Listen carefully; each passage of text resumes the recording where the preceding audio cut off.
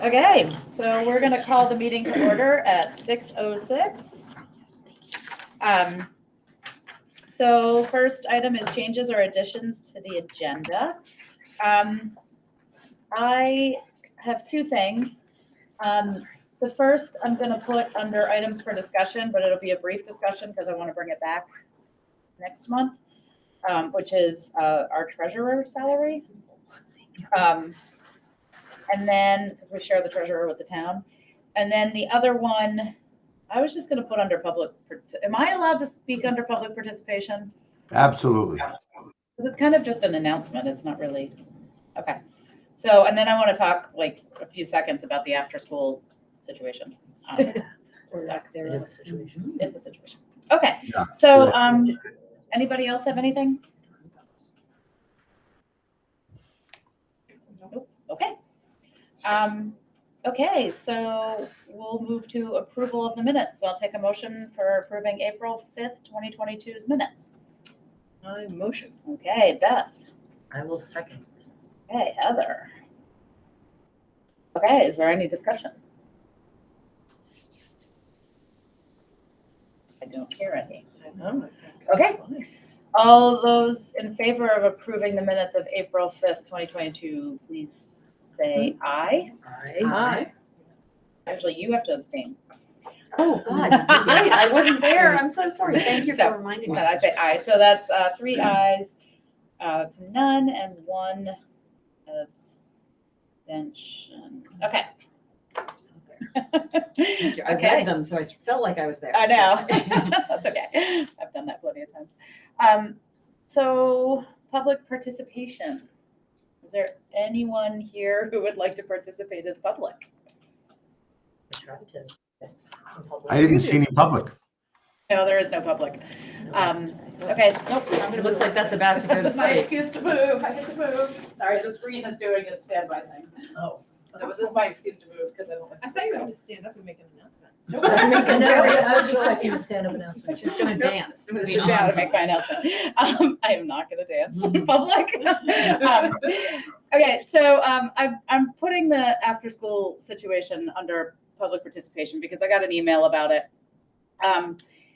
So the rec center had to close the after-school program because they didn't have enough staff. And they had every intention of running it. They just didn't have enough staff. And we We don't. had 3 staff that left all at the same time, and they just didn't have the capacity to Yeah. hire it. So we don't have enough staff.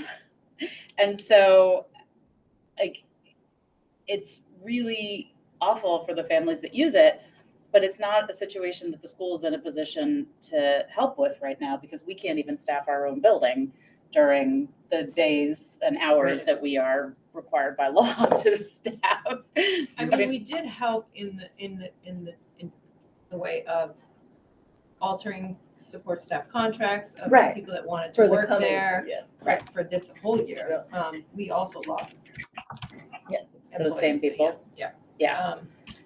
Yeah, so just, we'll do Yeah. everything we can to. Yes. So Make those people available to the rec program. Yeah. Yeah, so that was, I mean, that's kind of my announcement is that there's nothing like, from a hiring standpoint, because we can't finish hiring ourselves. And the town has every intention of restarting it in the fall. And so I think at this point, we're going to suffer through.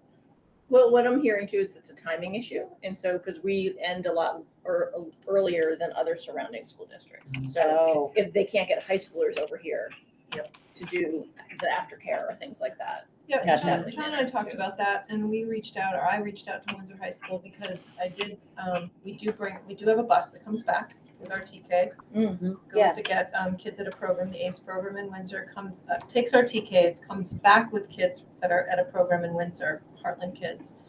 And those Windsor kids can ride that bus here and get dropped off at the rec if they choose to work there. So we're trying to be So that would be good. creative and flexible, yeah. Yeah. Except unfortunately, so many high school kids do sports Yep. that They it's do. like, you can't. It's tough. They're not gonna be the ones probably that are gonna take the rec center job. So Could Val at Four Corners take anybody? Would that be an option? Because the older kids require much less supervision. She's just up to, okay, right? Yeah. Well, I don't know. Four Corners? I think there was an age limit from when other Yeah. kids went there, like Right. age 7 or something. I'm wondering if she might be willing, if she had any To expand. capacity, because the supervision would be lower, if she could take, Yeah. they might be able to take a few. Yeah. I think they have to be 12 and under. 12 and up, is that what he said? 12 and I think under. they have to be 12 and under. But the rec isn't much more than that. It's Rec is 12 and Yeah, under, yeah, too. that's about the Yeah, 12 and same. under.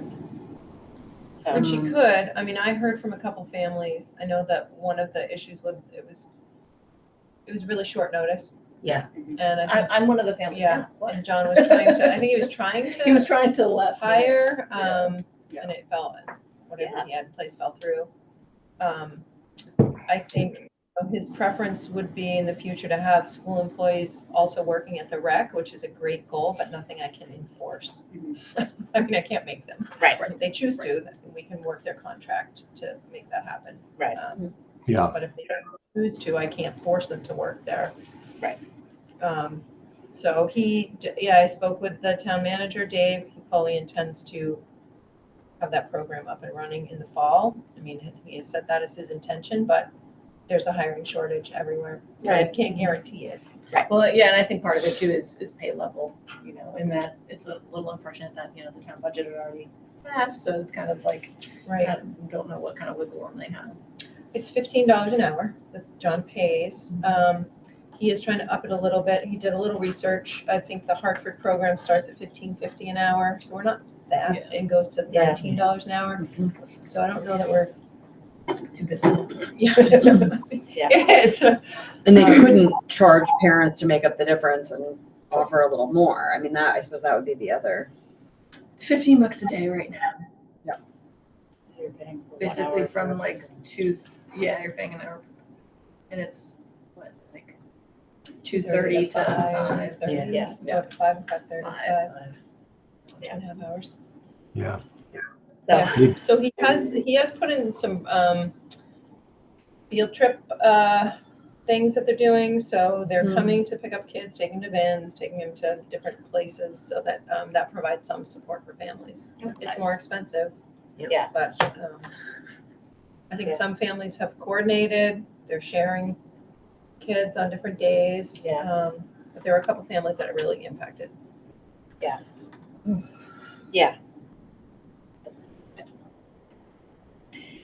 It's the world we're in right now. Not a good solution. Yeah. So, And there's no chance that we would, the school would run something I with our own do staff. not know that That would would be be feasible. feasible, I know, yeah, Because we don't have people, we can't get people either. right. No. And it's not that you can make a teacher do that work. You know what I mean? No, but I'm thinking, there's other staff and teachers. I know from before my time here, there was a year, maybe 1 year, 2 years, where the program was run in this school. And I mean, Angie can speak to how that went if you'd like her to. Because the program was on school grounds, any thing that had to do with harassment and bullying, at the time I was the assistant principal, I had to deal with. And Rooms were, it's a different level of Yeah. supervision out there that is not the same as the level of supervision that happened during the day. And I think our staff really felt the impact of that as well, because behaviors that happened after school were also coming into during the day.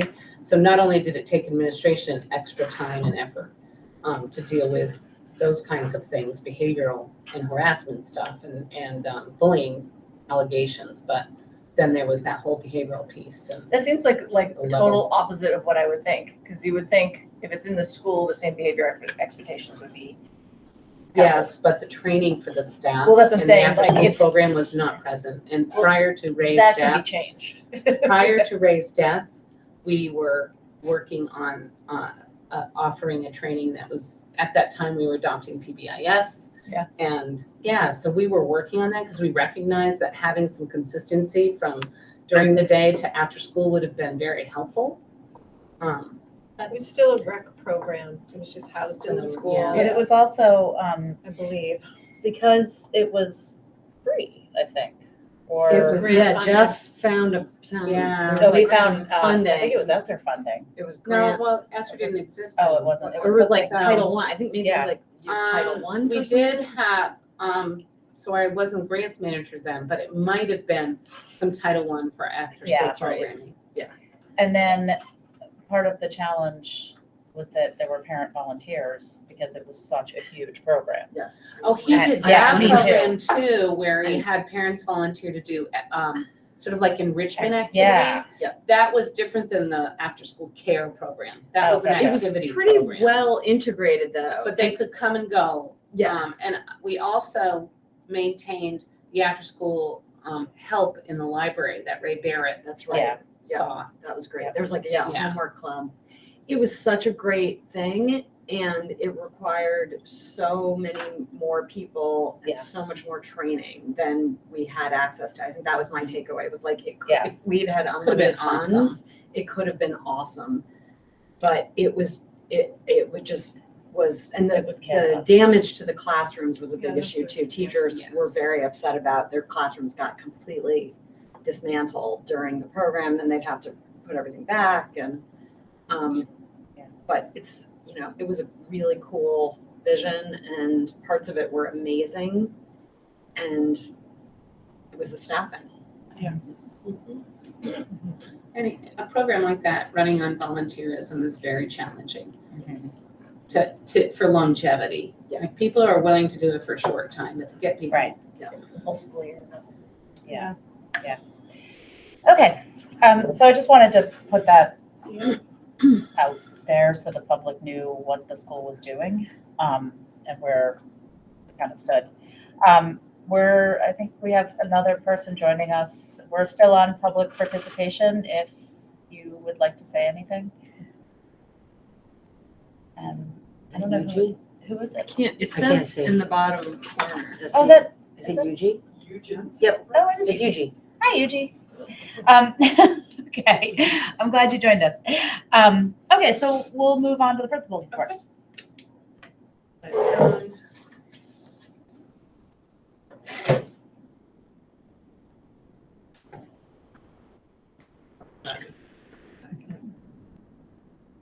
Christine, you panicked me yesterday when you sent it out a day early. I did. You totally did. I know. I was like, wait, is the meeting tonight? What's going on? I'm sorry. It was just I wanna funny. look at the You get for data a being little organized. early. All right.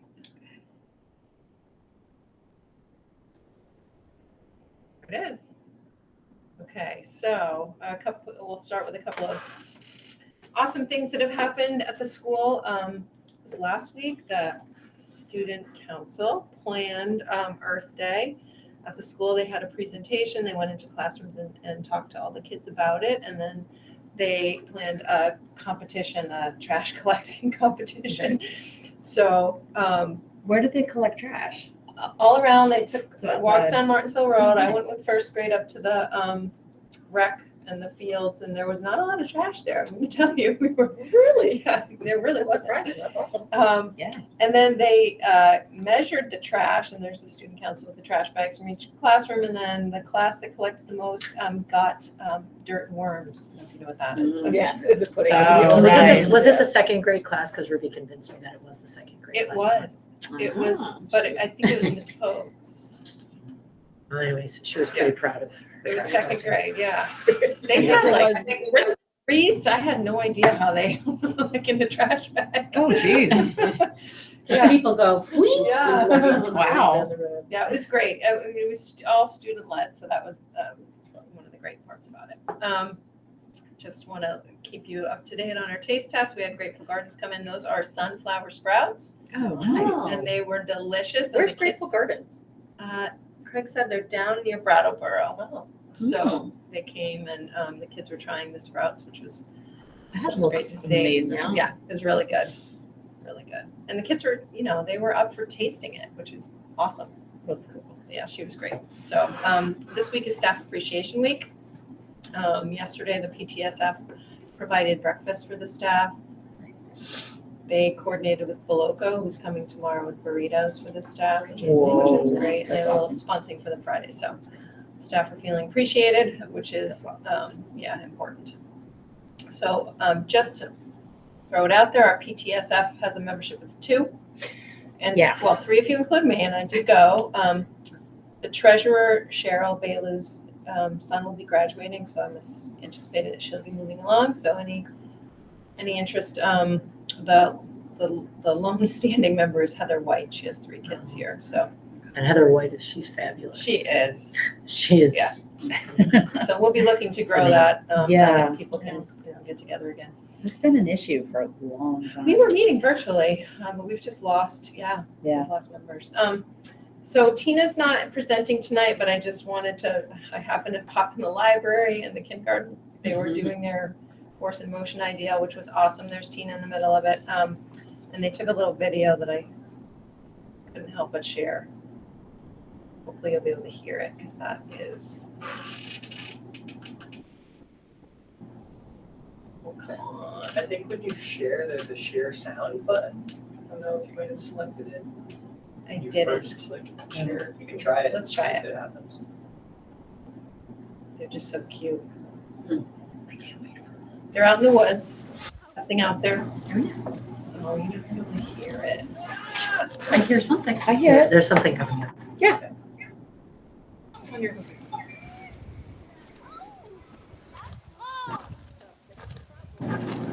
Oh, cool. Oh, that's great. Oh, it's okay. The hill's good for something. Oh my gosh, I'm just as excited as they are. That was really fun. Make sure to stop that. Okay. All right, I think, so taking the learning right out into the woods. Yeah. Which is great. Let me turn Awesome. my sound back down. Okay. Hiring updates, and I know it's on our items for action, but I will share with you who they are now. We filled our 7-8 science position. I can't see my notes, so his name is Jeremy Martin. He's coming to us with 14 years of experience, 14 or 15 years of experience teaching. He has middle level science, middle level math, if I remember correctly. So he is going to be phenomenal. He's local. So No, where's he? He's coming from he somewhere else. lives in Charlestown, so Oh, he's okay. local. In the Robbers, that's the word. That's not that far though. No, it's No, right it's up not, far. yeah. So he's coming to us, and he's really excited about joining the team and the people that we're interviewing. So he was at Charlestown Middle School? No, he was at Claremont Middle School. Okay. He's been there for quite a while. Some of our questions are tailored to collaborative interdisciplinary work, because that's important. So, Yeah. That's been a challenge. So he's very excited about that and does that. He is being joined by Stacy Abbott, who works on his team right now. Oh, So no. you're both- Who's the So- Who's the Oh, ELA? Claremont Middle is I gonna know. hate us. Oh, poor, sorry about Yeah, And- Stacy has like her K-8. She's got her special ed. She has her, in New Hampshire, it's a K-8 license, and you get your highly qualified status in different content areas. So she's highly qualified in math, science, and she's taken the praxis for ELA and will get her ELA endorsement. So Has she taught ELA? she has taught, before? not at the middle level, Okay. but she will. She rock has a it. she She'll has a get that passion yeah. for it? Yeah. Okay. She's gonna, I'm really excited about the team. We did hear that our social studies teacher is moving back to where he came from. Yeah, The one that you offered today? no, the one that we have currently. Yeah, Oh, so that's we- so sad. Yeah, He is loved. he is great. He's Yeah, great. The kids just, they love that's him. so sad. But he and his wife got a job that's allows them to move back to Wisconsin. So Yeah. they are headed out at Oh, the end of the year. Yeah. So it's Like So a it's just Mr. whole Butts. new team. It's gonna Mr. be- Butts is staying. Mr. Butts is staying. Good. Ms. Kiefer is staying, Let's so. keep her staying. So Yeah, it's a. and our interventionist Donna Hatch will be here, we'll so. be here, okay. They're, Half you know, new team. our middle, we've been working on the middle grades for quite some time as an SU as well. Made some decisions about that this, recently, which I think David shared at the SU board meeting.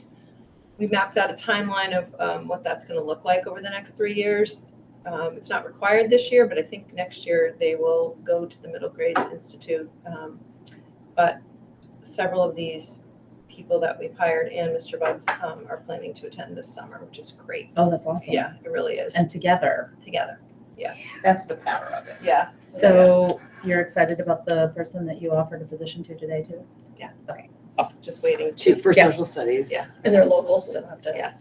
Yes. I know. So Nikki had put, I think, teacher staff retention on the items for Heather discussion. suggested that one, yeah. Yeah. But I did link, I attended a webinar this week on the workforce, and the state has partnered with a company, I'm not going to remember their name, to really look at data around teacher retention and hiring. And it was an okay webinar. They really were looking at a model that improved their teacher mentoring to keep new teachers in the district, which is a great future plan. It doesn't help me right now. Right. Hire people. And I feel very fortunate that we've had applicants to the positions, and we haven't had many, but we've had some. And So, it sounds like the ones that you've had, you're Yeah. excited. Like every hire you've had Yeah. this year, you're excited. so we're lucky, because there were It's people hard on the work. call. Yeah, It's hard It's hard work. work. It's You're a doing lot of- hard work. I'm doing a lot of hard work. Yeah. Yeah, you gotta sell it too. Yeah, we gotta sell it. But there were people on the webinar that they're down like 15 special educators. They're just really, people are Windsor's down struggling. Yeah, 3 or 4 positions, and that's not their interventionist. right. So it's classroom teachers, and then I know I have 2 title interventionists there, so. Ugh. If you know anybody who wants Yeah. teaching Yeah. position, Yeah. So I Oh, did no. attach the VSA and VSBA. I put out a document about workforce. We don't have to look at it now, but it's for you to look at. Ideas. They're creating pipelines, support staff, making it easy for them to get the coursework necessary to become licensed teachers. Oh, that's cool. Yeah, so they have some ideas, but it's a problem across the state. So, Heather, if you have great ideas to share, I can Some share when we ideas. get there. All right. I just want to talk briefly about Floral Hall, just so you're in the know. Jim's been working on seeing if we can move CrossFit out there. So Visbit has come, and they haven't said no. That's how Jim puts it. They haven't said no. Still in the cards. He is waiting for fire safety to come. The state has to come and say that we can use it. We're not going for full occupancy because CrossFit it's not in there. I wouldn't be in there all the time. That's going to happen this Thursday. But if they say yes, we will have to do some upgrading. So that front deck there where you enter will have to be rebuilt. I hope so. And likely the door, Maybe a railing on it. a railing. They'll have to put in a second exit. They'll likely, he said. That makes sense. Paint, it'll have to be cleaned out, painted, and rubber mats on the floor. So there will be a cost to that. He estimates $20,000. And then in the following year, he would recommend, if it goes through, he would recommend that we allot some money from our capital reserve to pay for windows and just upgrading. Oh, make He it like thinks he can make it work for a year if he gets approval, but it would be money, and it would mostly come out of supplies and building repairs. That's existing money in FY '22. Do we have we got parents, meaning that could help? Like, I'm sure somebody's dad or mom is a contractor and can, build us some new front steps and stuff like that. Like, is that being looked at and painting and things like that? Painting probably, when you're building things, there's just so many codes and rules, and so it's just more complicated, because it has to be up to code for student use. Yep. So I think that's, they'll definitely look for contractors, but for bids, I would imagine, you know what I mean? I think something like that is more appropriate for the Woods project. And tapping that through, and contractors right now, like, we're not gonna get somebody to Yeah. volunteer. Right. You never know, you don't know until you ask. Yeah, Yeah. You and never I'll know put that until out you there. ask, so, yeah. And Jim thinks a lot of the work can be done with the maintenance staff that we have Mhm. during the summer. But yeah, Heather, I'll definitely bring that to his attention. So I would like to know what you think about that, because it is money that we didn't anticipate spending on Floral Hall, and, you know, I don't want to move forward unless you think Remind me that's a good again idea. why we need to move them?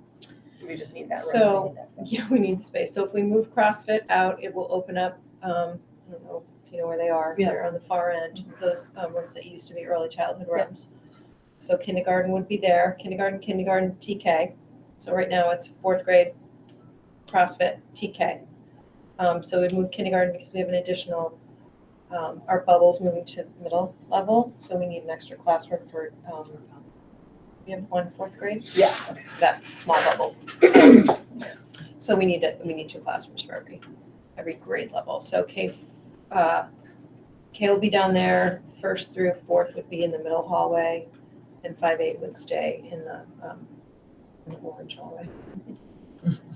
We also have an autism program next year that needs space in this building, which we're trying to figure out. so will they be on the middle school line? No, they'll be in the old lodge, because they need a bathroom.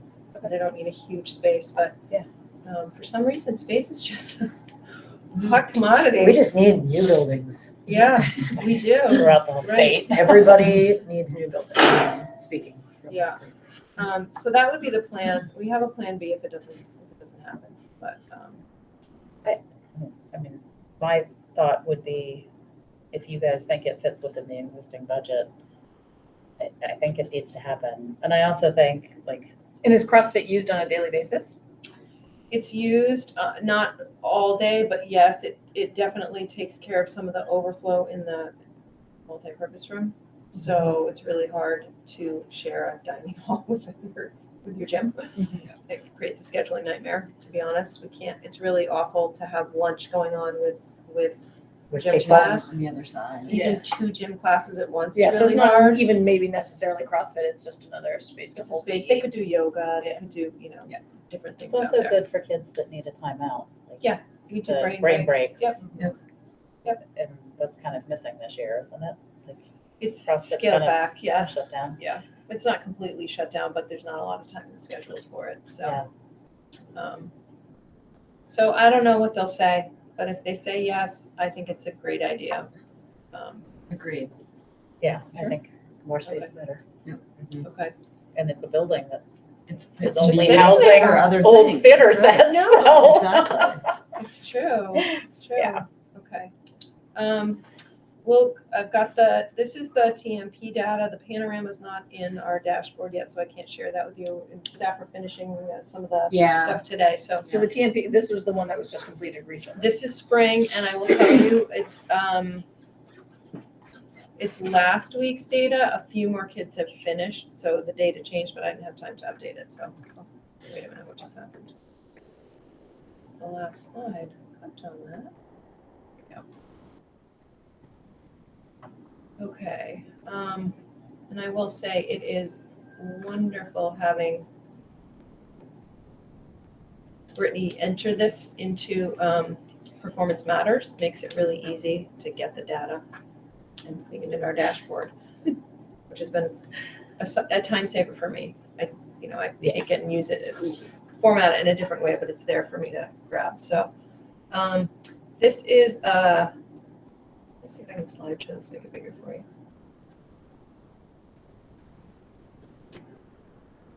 Okay, this looks slow, huh? This is student attendance data, average monthly attendance during the year. There you And go, it's pretty high, 10%. I mean, the highest spike was in December. and it's come down, but 10%, I feel like it tracks with COVID though. Yeah, it tracks exactly with the. it That's what it looks like. It does. It's still a lot. It is, but we're not having kids show up. I mean, I'm sure that there are problem kids, but like if a kid sniffs, most parents are keeping them home now. Yeah. So we'll So hope for it. Are you feeling like it's something else? Like kids are staying home who, not No. because they're sick, but for other No, reasons? I mean, we have a handful that, Right, we know, and we're. But but that's been stable for a couple of years. Yeah. So it seems like this is pretty We'll hope it decreases next tied to year. COVID, yeah. yeah, but I also think that it's a new awareness of spreading germs. Yep. Totally, yeah, Which and just isn't necessarily embarrassment, bad. you know, like I had a kid who I know didn't have COVID, he felt pretty good, but he was sniffling, and I think about his teachers Right. who are gonna Right. listen to him and think, am I gonna, I just, Yeah. I'm not sending that kid, Yeah. and Yeah, no, I I think wrote people are, Silas's teacher. right, I was think like, everyone he's feels little. that way. Yeah, no, which is great. He's gonna wear a mask. Yeah. He doesn't have COVID. Well, yeah, and the It's kids just are afraid to cough. Yeah. Yeah. So we'll keep tracking. I mean, you can see where our goal is. Our goal is about 4%, so we're about that. But is that goal based on previous, Pre-COVID came from, do you? is that a pre-COVID goal? Oh, It I was part think, of our plan, I think right? we pulled it from, yeah, it was part of our plan, but I don't know that we had a methodology to why we picked that goal. I feel like, I mean, I would, It might have been like a 10% improvement or something. I guess I feel like with a new people paying attention to not spreading germs, that maybe isn't realistic anymore. And I Yeah. don't necessarily want to encourage. Sick kids in school? No, we have. So maybe it is higher and Yeah, maybe our goal is too low. Yeah, it could be. yeah, So we'll just keep, it's interesting data to keep an eye on. it is interesting. And it does look like the curve is Mhm. Yeah. the A little same. suspicious. Yes, okay. So here's the tracking of progress over time. This is ELA, fall, winter, spring. There are second some, graders. I know, look at them go, right? There's been some growth, which is great. at fifth grade Mhm. Yeah. But there's been some dips as well. We haven't had a chance, the staff hasn't done their data dive with the interventionists. We're planning that on Friday to go a little bit deeper into the data. We do know that we looked from a bird's eye view and noticed that foundational skills are low. And so that is one of the things the interventionists are really targeting with their groups when they're looking at the data with teachers and setting goals. The data for the middle school is actually really impressive because usually 7th and 8th graders, they I know this, but they just nosedive. They tank, yeah. And it's impressive that it's not a huge nosedive at all. Mhm. That's not, super significant. So Yeah, nice work. It's good to know. Yeah, look at that 8th grade. yeah, they've I know. made some great progress. In the kindergarten, I mean, they dropped from the winter, but They did, and the test gets harder as they get older. Yeah. So, Right. yeah, and it's not always, there's move-ins, there's move-outs. It's not perfect. It's not perfect science. Yeah, A kid or two can Mhm. sway it. but especially in the small class. But the math, actually, 8th grade. 8th grade got better, but it's not as Mhm. high as 8th we'd grade like to is a see it. ELA heavy class.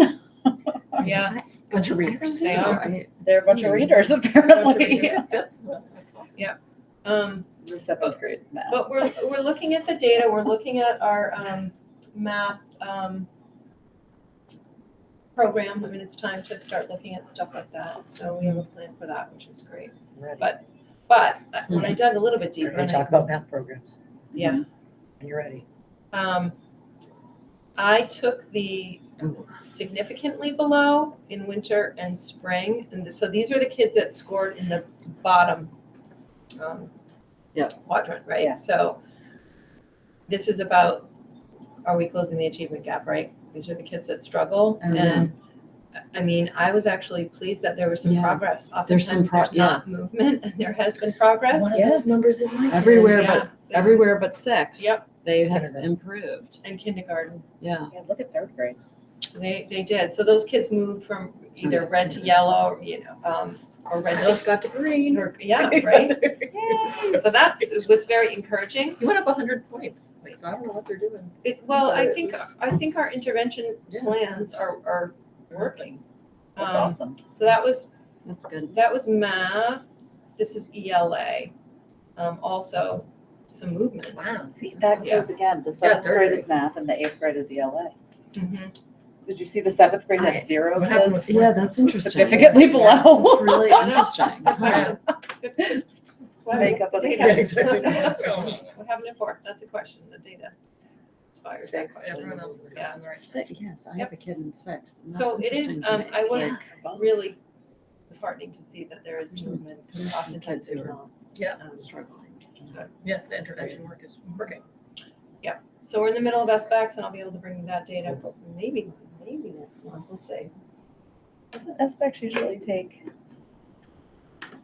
I We mean, can get that, the I data think is we almost can- We instantaneous. can get it. I feel like um, it takes months. It's We can not, get it, we can't release we it. can't release it, it's Mm. often embargoed for a while, so we can't Like, really share it at a till public fall. meeting, but, yeah. So we can't do anything. Yeah. Right. Okay, so I'm gonna go back to this tab, and then I'm gonna, oh, no, I have one more slide, and Lindsay's gonna take over. So just kind of some things that are happening. We are having our last community dinner. It will be a barbecue outside. We get to eat together for those that want to come. Great. I've worked with John and the rec, and he's gonna do some family games, activities for people that want to participate, so. Oh, it said 5:30 to 7:30 on the invite. Did it? It's to 6:30, I know that for So sure. just double check. On the invite that went out today? Yeah, and I couldn't get into it. Okay. I'll talk to She them about resent the She link. resent it. Yep, and then I think it worked. that. Okay.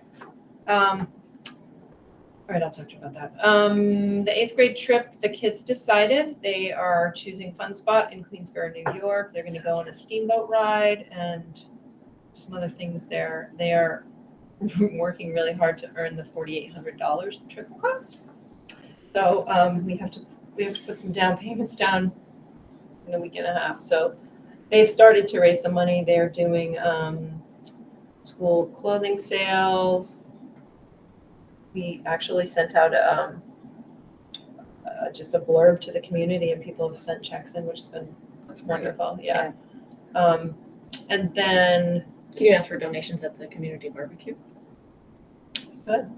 yeah, Maybe you could ask Have a the little 8th graders table to set up. do something Yeah, at the earn it. community They barbecue. could, they to- could, Mhm. Sell. waiters What could they or make and They, sell? could they do, yeah, maybe they could do desserts or, Yeah. Take I mean, bake sale. Yeah. Could be a bake They sale. could do a bake yeah, sale. for, instead of That's a dessert, great idea. instead of Craig doing dessert. Yeah. Do it. They often do, like the trip is normally tied to community service, Right. but they just haven't been able to fundraise Yeah. for 2 years, so they're If in we- a predicament. If they do a bake sale, can they bake in the school so it's not the parents? Yeah. If it's the Is 8th this graders not that all are the trying to moms raise having to money, do like, we could put it on the 8th graders. something not else the that they parents. might want to consider is like, because it's like spring cleanup time, if they want community service things, like I know that a bunch of our high school kids will do first, Yeah. like go rake somebody's lawn and accept donations. That's a great idea. So Okay, it's always that's a helpful. great idea. Someone needs to stack wood. I wonder about Burn Foundation too. She wrote to the Burn Foundation. You did? No, Alyssa did.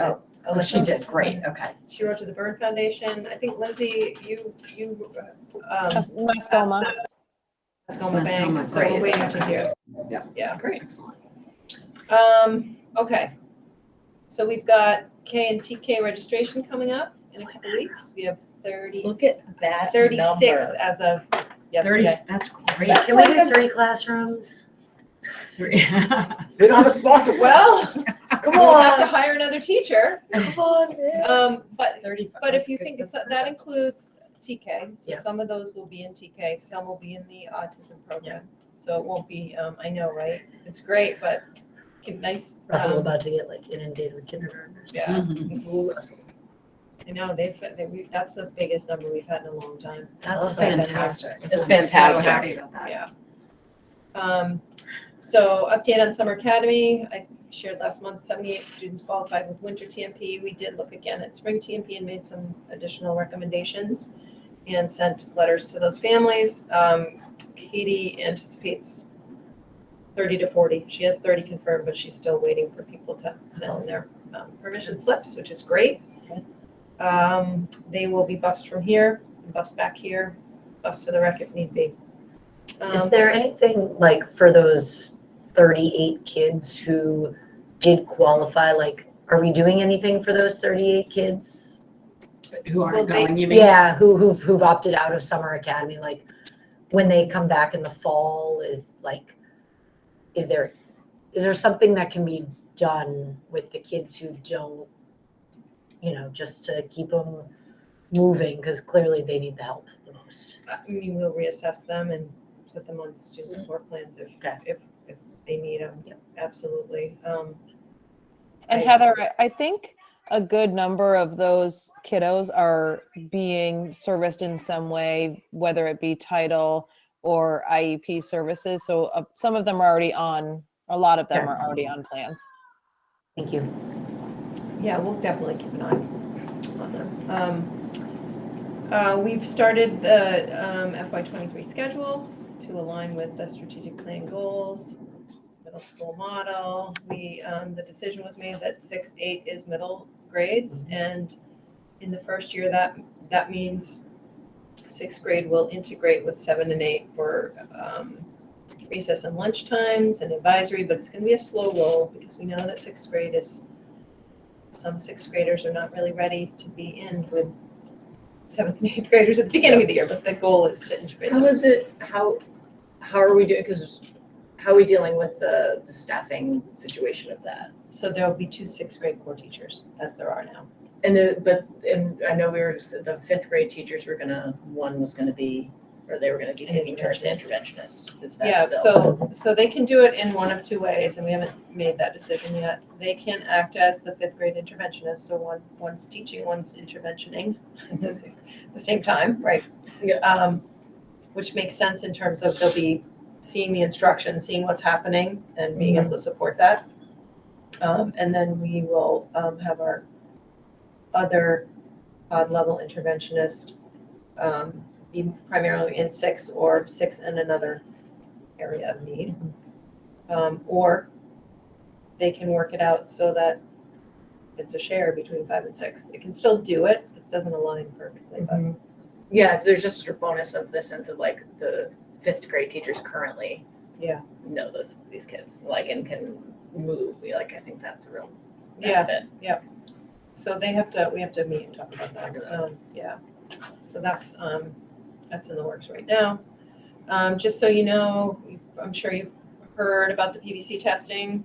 It's going to be happening around the state. Our tentative date is July 1st through September 30th of 23. There may be some costs associated with I actually haven't. that.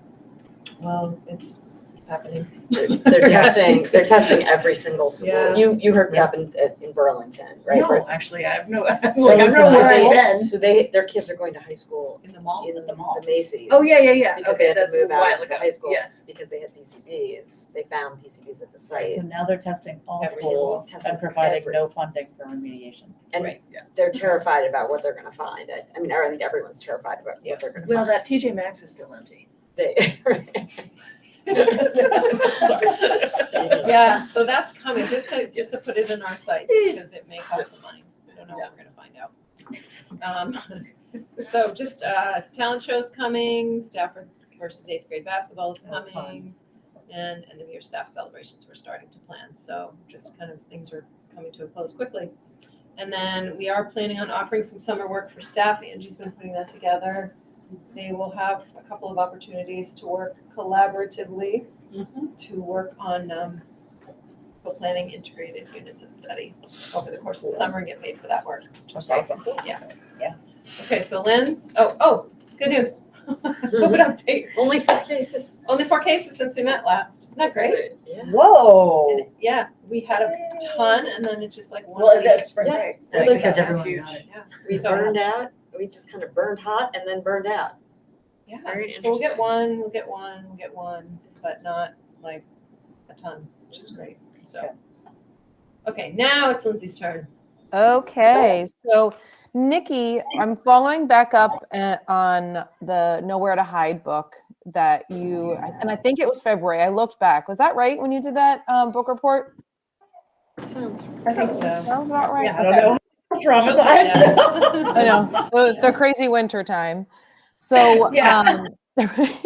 so what I did was I pulled some behavioral data that could possibly speak to the work that he did. And so what I did is I kind of used the following parameters. I looked at a sample of kiddos that have been identified either with a specific learning disability or ADHD, and then behavioral write-ups coded as defiance, disrespect, or disruption. Those, based on the coding system that we have, I felt like kind of fit in the best way with the work he was doing. So I chose those because they really, I felt like they aligned with his, his acronym FACE, the fear, anxiety, stress, and escape. And there's Rory just talking in the background. You can go to the next slide, Christine. So this, I kind of did it in two ways. These are the school years 18, 19, 19, 20, 21, 20, 21.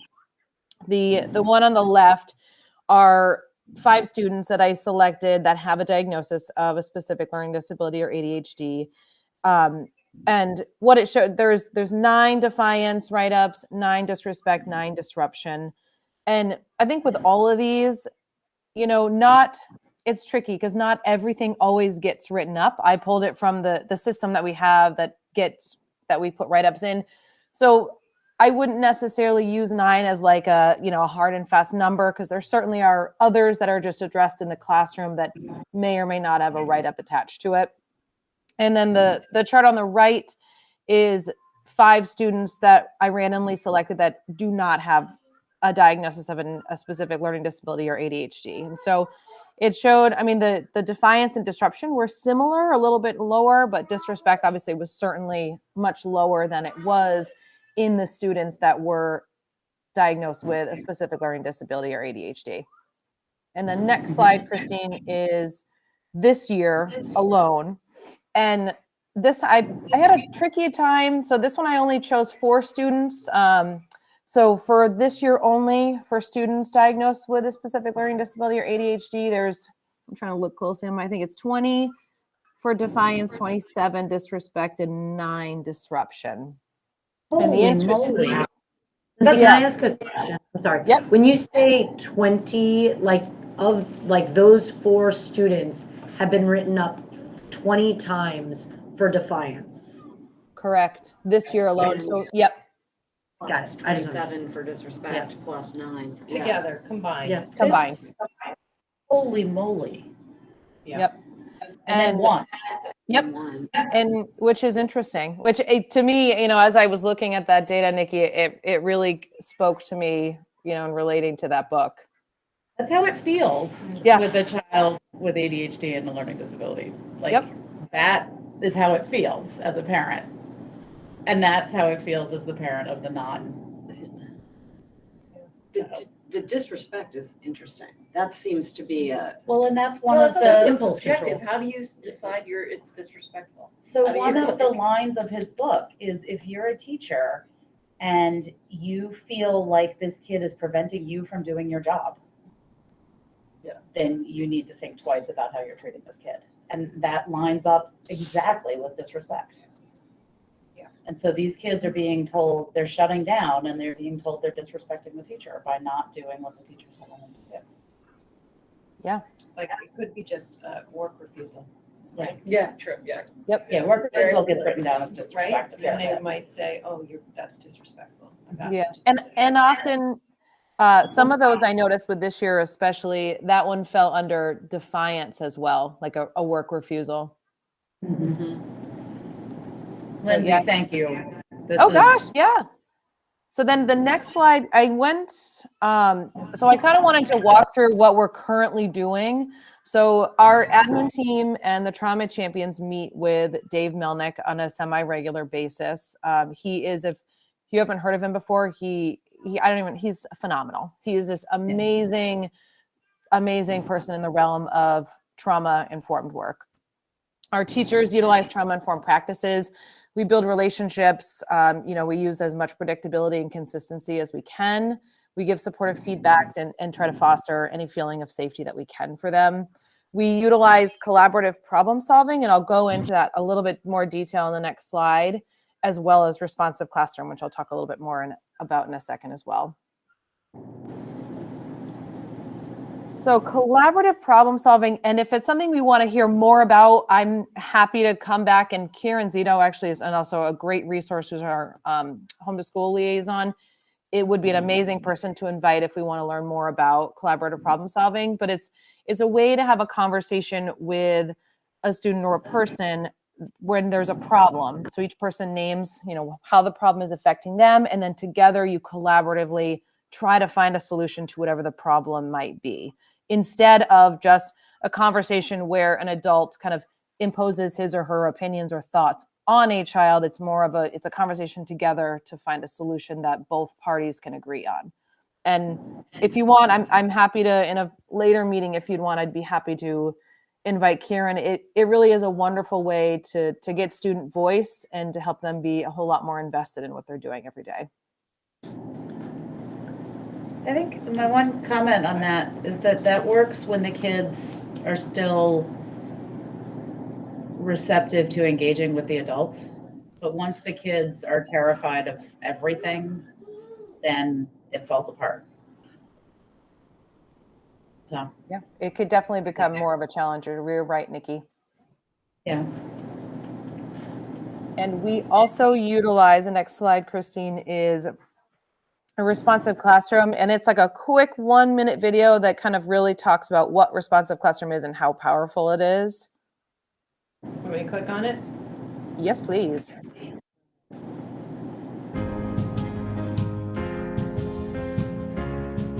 Every child deserves a warm, safe, and joyful learning environment, a place that supports them to take risks, to learn, and reach their full potential.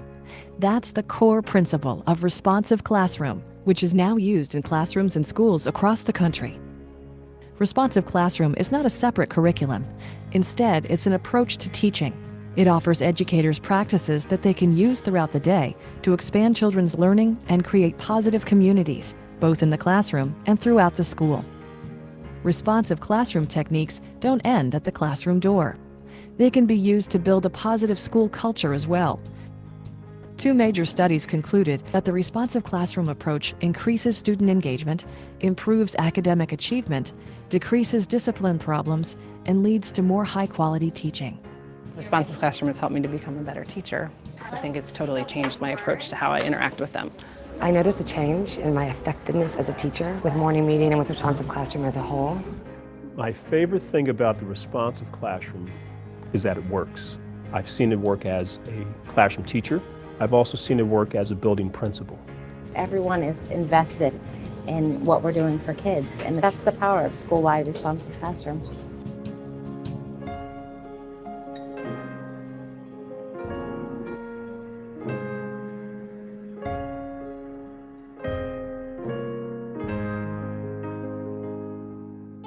And Christine, you can go to the next slide.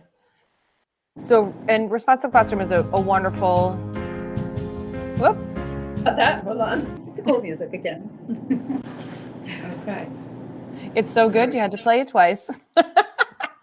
So, and what are we doing next? I wrote to the Byrne Foundation and received a wonderful amount of money from that foundation to be able to offer the 4-day Responsive Classroom core course for teachers this summer. So that I'm working through the logistics and the details to be able to offer that to teachers without them needing to use their PD funds, so we can all use some of the really positive aspects of Responsive Classroom. We're working on an SU-wide differentiated PD model in which all teachers, whether you're new to the district, new to the SU, or you've been there for a while and you haven't had the training, will get training in CPS as well as trauma-informed practices. And we'll continue to look at data to be analyzed and look for patterns to provide proactive interventions around. And what I had forgotten to add to this slide that I had just thought of, Brittany and I had started to look at the systems in which we input behavioral referrals in. and we're moving to an SU-wide behavioral referrals that will get put into Power School, which will be really helpful. It'll be an easy way for us to see it on our end, but then it'll be a way that across the SU that we can all have the same platform that we're looking at the data with. What kind of support around this for like learning coaches and classroom aides and all that kind of stuff? Because, I don't know, my experience is just that's not, the teacher's not the one that's there. Right. That they, and often it's not the person they're dealing with. Right. They're welcome to join. I think one positive going forward into next year, the support staff contract mirrors the teacher's contract. So there are the same number of professional development days, which has not been the case. Yeah. And so when we've offered trainings in the past, Like we always said you can come, Right. but so that will actually help. get paid for That it. will help. Yeah. Because you're right. They're often the staff members who are dealing with kids that are struggling in the moment. So the teacher continue to teach. So. But we also I presented the Nowhere to Hide book report that I presented to you guys on Friday to all the parents. Oh, that's great. In the SU. In the SU. That's fantastic. Yeah, and I adapted it specifically for the paras. And the feedback that I got was really good. Good. Like I got some feedback too. That was said it was phenomenal. Yeah. Good. Did a really good job. Good. Yeah. So I think, just knowledge is power. Like if you know that now they can't look at things the same way that they did last week. Right. Did you happen to record that? I didn't, and I wish I did because it was a good one. Yeah. Because then we could show it, Yeah. I guess you have to do it again, Nikki. I know. And Christine, you and I have toyed around with the idea, and I'm sure we could either maybe Dorothy Byrne wouldn't mind another letter, funding, doing a book study for the staff, which could be a great way to do it. We would just need to find the funds to pay for the books. Yep. Thanks. And I would pull that data into the presentation. I was just gonna say, could we show this to I teachers? think the 'Cause teachers need to I see think that's this. a really powerful thing, just to, then as you're writing disrespect, it makes you think, wait, who is the kid? But they need to see the How many- presentation first. Like they need to really understand how they're tied that's probably together. true. Yeah. Um, Yeah, and we have talked about embedding that book study into the differentiated professional development for teachers in that system, but also maybe it's worth a staff meeting. Yeah, and even yeah. And I can do it, but I think it's really powerful coming from a parent who's lived it. You know what I mean? Well, 'Cause- and experienced it as Yeah, a kid right. too. Right. Yeah. Yeah. So lots of work to be done in that realm, but Yeah, we need to get this out to our teachers though. Yeah. They need to know the difference in the way that kids are being, like the kids that need help the most are getting the most behavioral referrals. Yeah. Yeah. So we can work on that. Yeah. Put that on our list, Lindsay. I'm curious why this year was so different. This year, the trends over time for behavior in this school have decreased, right? We put a lot of things in place. Yeah.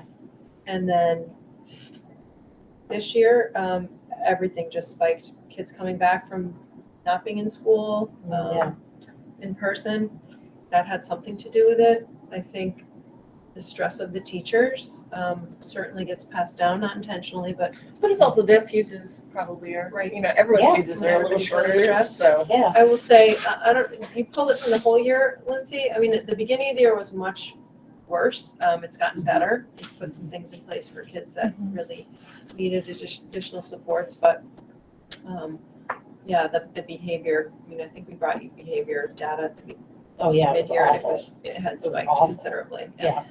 Across the state. Yeah. Across the street. Yeah, Heather can attest. I can attest, it's the worst I've ever seen. Yeah. I know we talked about the pods and the lack of transitions last year being kind of protective. Yeah. And I'm wondering, I mean, the kids are the kids eating in the multipurpose room again? They're No, not. They're not. They're So not. It's not that. They're eating in the classrooms. Many staff want to continue that family lunch. They want a little bit. They want a bit of a hybrid, Yeah. which helps with the NPR scheduling Yeah. issue. But they are transitioning to specials. Yeah, right. They are. And I mean, again, the data could be looked at, I suppose, to say where's the inflection point? Like, where are these incidents happening? Yeah. Is it during transitions? Is it? The vast majority are. Oh, sorry. Go ahead. Well, I mean, I think, never mind, you go. A vast majority of them are from the classroom, which then makes it a little tricky, you know, when a teacher puts in a location. Most of the time they're in a class, and so a large portion of them come from the classroom instead of a transition period. I think because we had such small class sizes last year, this year the academic feels like a massive ramp up. With the extra students, and because we're trying to recover, and I think we're pushing. I think the teachers feel the pressure of that, and the kids, I think, are feeling it too. Yeah, especially the ones that are struggling. I would agree. And you know, the absences do play into it. When you're out for 2 weeks, you miss 2 weeks of instruction.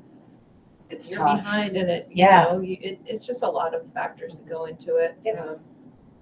So I will say it feels, and I think the data would show our behaviors have improved over the last, I think usually it's the first 6 weeks of school. Yeah. Getting those routines in place and those structures, and then things settle. We didn't settle until after the new year, like January. It was pretty rough in terms of the challenges we were facing. Yeah. But it's definitely gotten better. Right. Lindsay, yeah. And in pulling the data, you picked 4 and 4. I'm just curious about that choice. And I guess I'm thinking, because statistically, I get to move again. Run, Nikki, run. Statistically, that's not significant. very, it's not significant, but I'd love to see more pulled so that we could have a slightly more statistically significant number, but I also recognize that it's really challenging to do that. I'm happy to pull more. Yeah, I'm trying to remember why I pulled. It was tricky to find some that were diagnosed either with a specific learning disability or ADHD that also were, I tried to be strategic on the kiddos that I chose. And so I can definitely pull more, and I'm happy to show you one that has a whole, like making the number of kiddos larger. I would imagine that we might see similar data, but I'm happy to do that if you'd like. I feel like if we present it, what I'd like to do is present it to the staff. And I feel like 4 and 4 is too small to. It's not enough to It's say, not to believable. make conclusions. Yep. Right. Yep. Can't make It looked startling to us, but Mhm. yeah, I suppose that's true. Yeah, well, I'll pull those and I'll bring them to the next meeting. Does that work? Yeah. And I'll just pull it similarly. Yeah.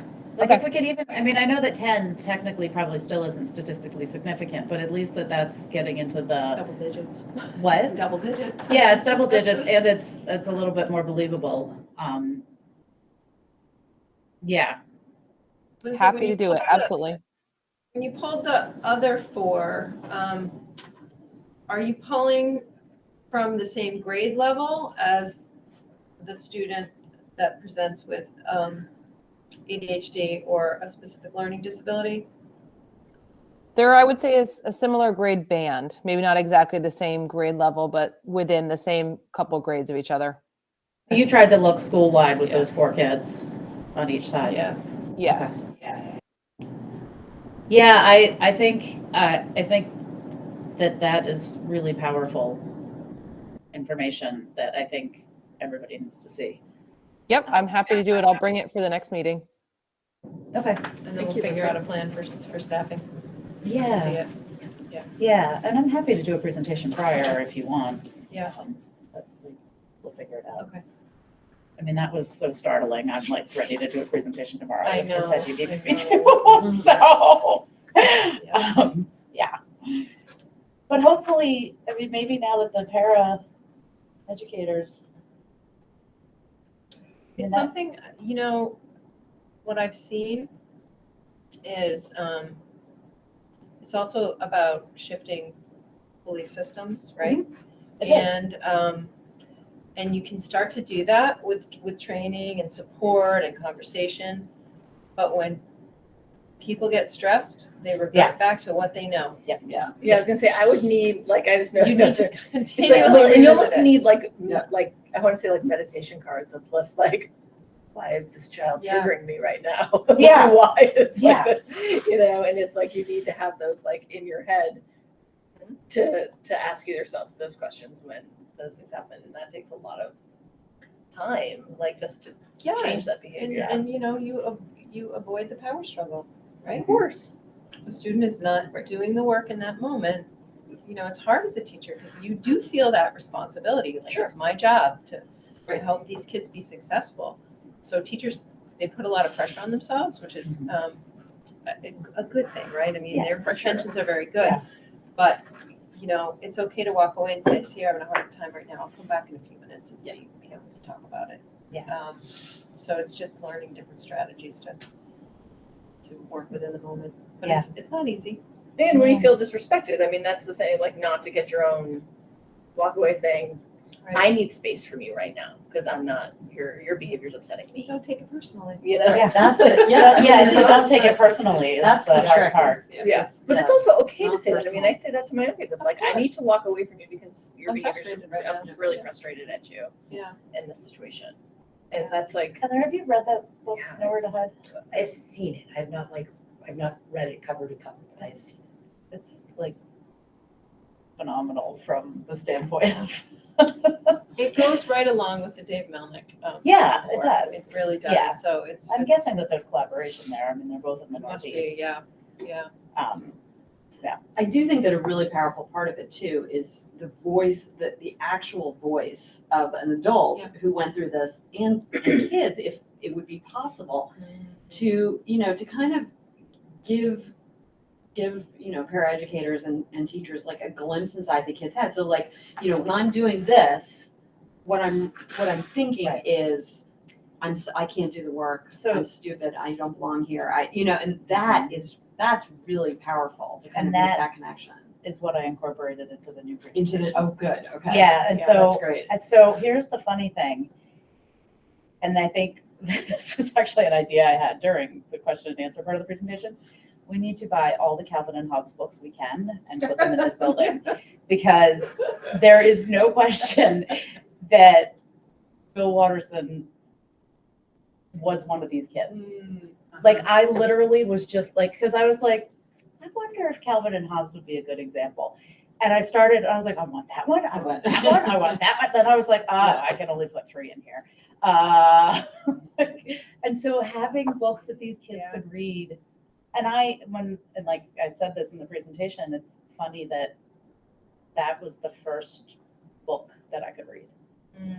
And so it's just ironic that like now looking back, it was a book about me in the classroom. And it was the first book that I was actually capable of reading. Because you were motivated. It was interesting. Because Well, you connected yeah, with I it, connected and with you- it. right, Yeah. which is And I didn't learn to read till 5th grade. So All right, I'm on it. I love Calvin and Hobbes. I know. Oh, wait till you look at some of them. I will go back and look. There is one that is saving face. Like I literally put it in the presentation. It's every step of saving face. I just got rid of like one of the speech bubbles. Yeah.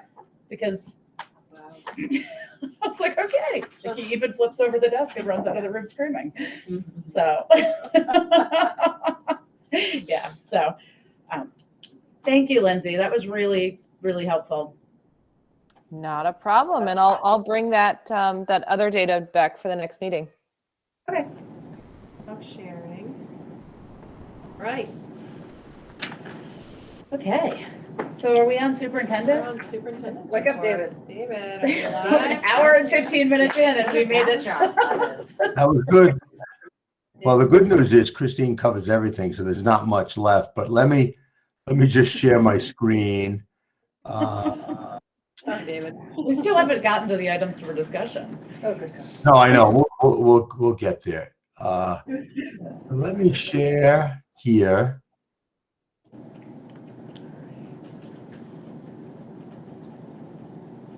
He's got only got 2 slides. Right. Everybody can see that, I assume? Yeah. Okay, so we'll go through this pretty quickly. So let's just some updates. Some of these will be similar to Christine's, but a little bit different. The equity audit proposals, I think the equity audit's going to be an important way to start next year. And we've got, out of the 10 vendors, we did get 4 decent proposals. So we're partnering with Springfield. We have a process set up. We've got people identified on our side. I'm just waiting for Springfield to identify their folks so we can get together and vet those proposals. We really want to make that decision before the end of May, if we can. You've got certainly Heather Poe.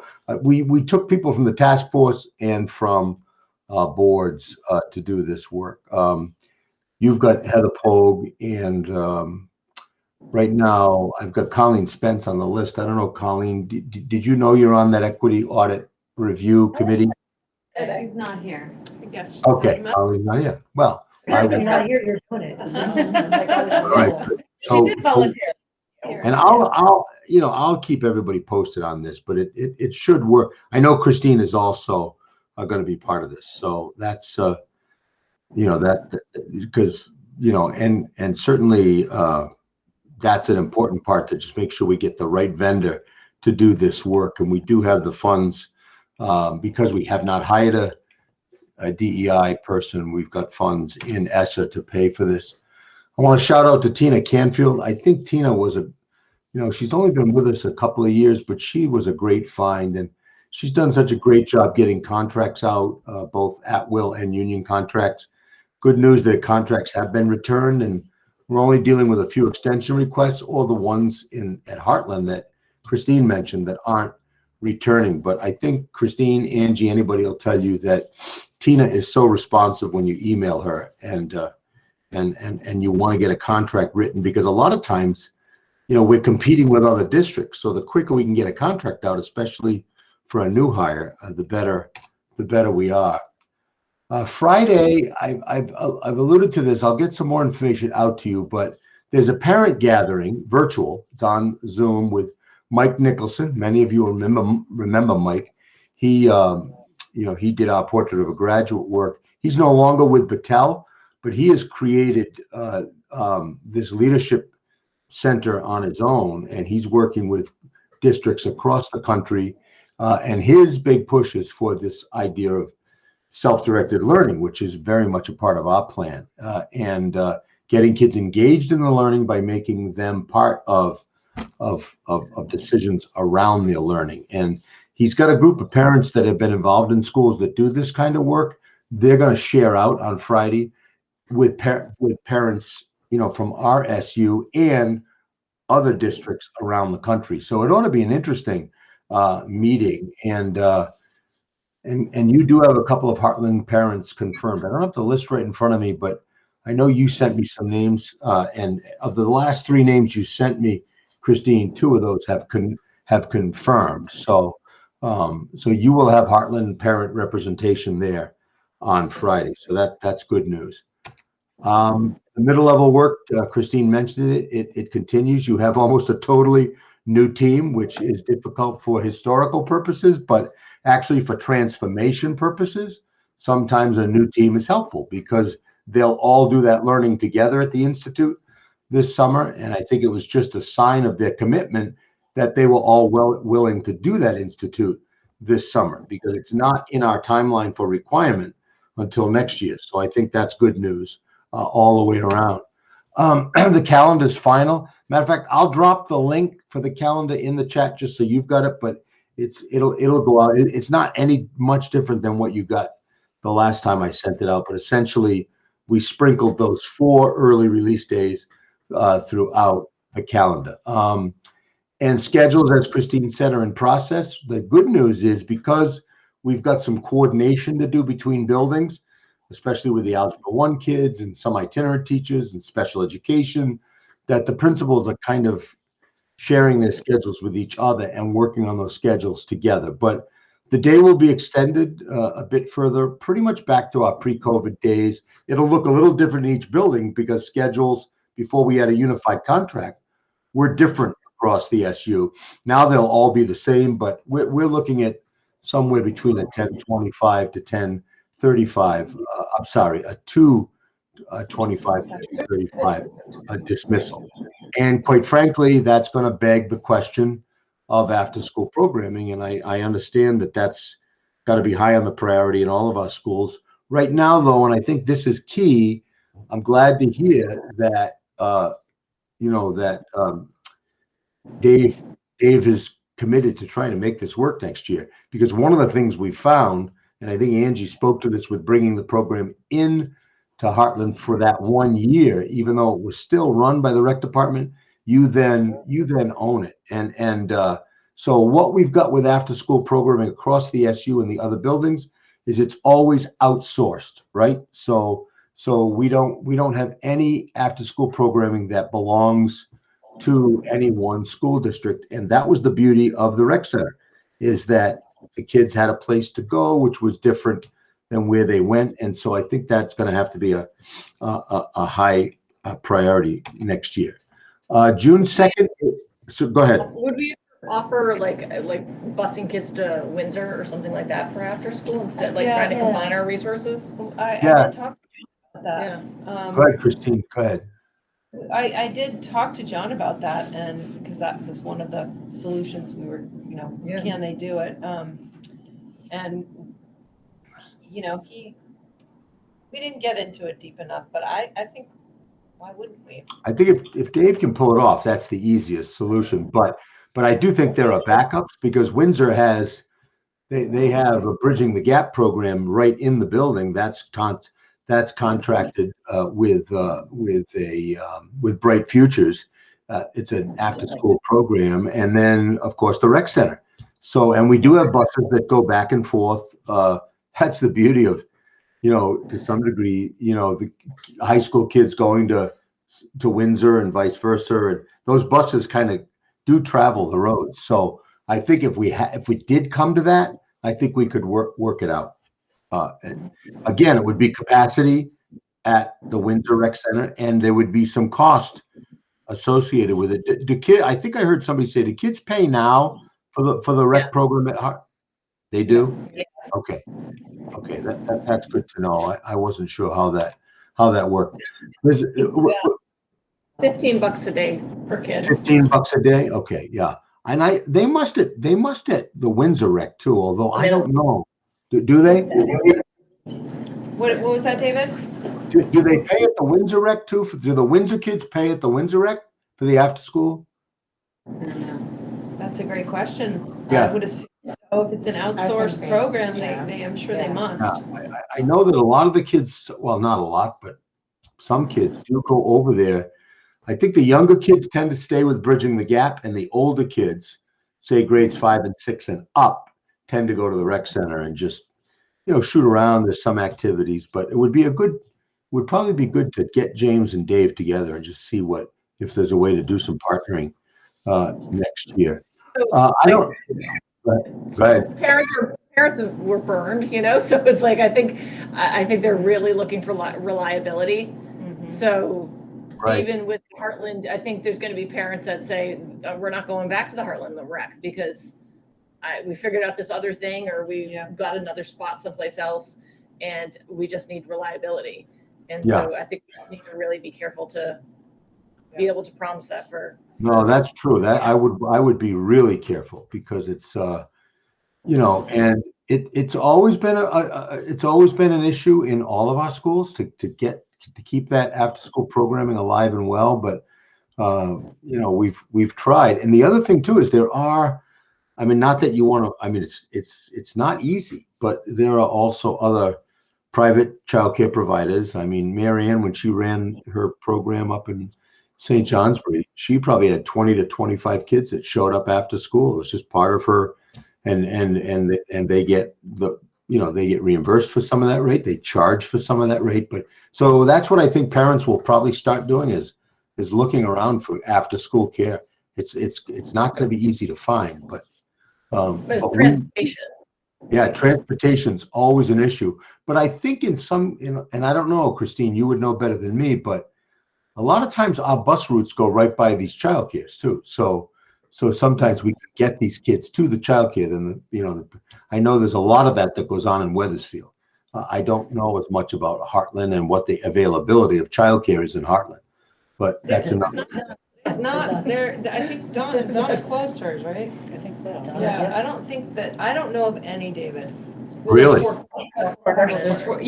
the Four Corners Child Care Center. Yeah, but that's about it, right? That's about it. And As that's far as we know. younger kids. Yeah, that's not good. And the Heartland Four Corners Child Care Center too. I mean, again, we've got time, but that would be another a group to reach out to in terms of what's their availability to expand their programming and take some additional kids, because the bus does go right by there, correct? Yeah, it does. Yeah. But they're pre-K, they're like infants. and Infants and pre-K. pre-K. I can't imagine them I wanting don't have anybody. any school children. So they don't do a school age program. No, not Okay. currently, no. Yeah, it's by They the would way. take, there used to be a couple of kids who had siblings there, Mhm. so they might have like 3. Yeah, but it's not a wide open program. I could Yeah, search you have for that. to get staffed for that without a doubt. The other thing is, Running it, Go ahead. it was financially viable, then they might. Do they have the space for it? yeah, I know that West Windsor is also thinking about expanding their adventure club program next year. That would be another thing. I mean, I'll be honest with you, and I'll say this to Angie and Christine, but I think that wouldn't make a bad, retreat topic for the administrative team this summer to just kind of figure out ways to coordinate some of this after-school programming. I know in Springfield, for example, it's and I'm not saying this is what we need to do here, but it is centralized, and it's contracted out. It's part of a childcare service. So I don't remember the name of it. Does anybody know the name of that Springfield operation? It's called All for One, David. Okay, All for One. Yeah. Thank you, Lindsay. I should have known you would know that. And you They probably were know a lot. feeding kids dinner. They were doing the meal every day as well. there. I wouldn't doubt it. I've heard that it's incredibly successful, and again, they're a single district, so it makes it a little bit easier. But I think they locate it in one of the buildings, right, Lindsay? They do. As far, I don't know what it looks like this year, but previous to this year, it was located at the middle school. There's a section, and they did before and after care. Yeah. So it's like, because the elementary schools start later than the middle school and the high school. So Yeah. the elementary kiddos would go there for a little bit in the morning for those that needed it, and then could stay later after school for those that needed it too. And they did a dinner also. Yeah, I've heard good things about it, and again, I'm not saying that's the model, but we've learned over time that the resources and capacity, if we try to do these things alone, gets tricky. And I think this is a perfect example. All of a sudden, we've got a program, then all of a sudden, we don't have a program, and it's all about capacity. But I think it would make a great topic for either an administrative team meeting before the end of the year or that summer retreat. And I reached out to that All for One, Lindsay, when we were looking at this before, and they were very helpful. They were willing, to come down and talk about how it's structured, how it's set up. But again, it's not easy. But I know parents, they do need it, and I think that what we have to be careful of, because we've tried this in Heartland before too. We have to be careful of confusing after school care or child care with schooling, right? They're very different animals. And I think a lot of times there can be a tendency for parents to want to, not maliciously, but they want to lean on school, to extend the day. And it's a question of resources and capacity and liability and a whole bunch of other things, like Angie said, supervision. And in some of these Century 21 schools where they get these big grants, and then they just open the buildings up till 5:30.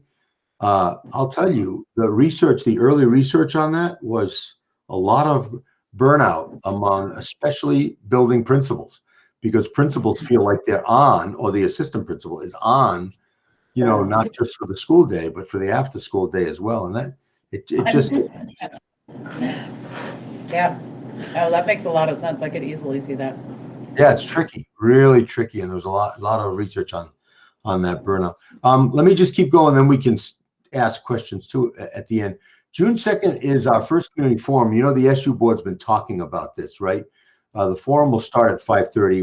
We have one more meeting tomorrow to just kind of finalize this, but Craig is willing to do a barbecue that night. We're going to have our parents barbecued out by the end of the year, but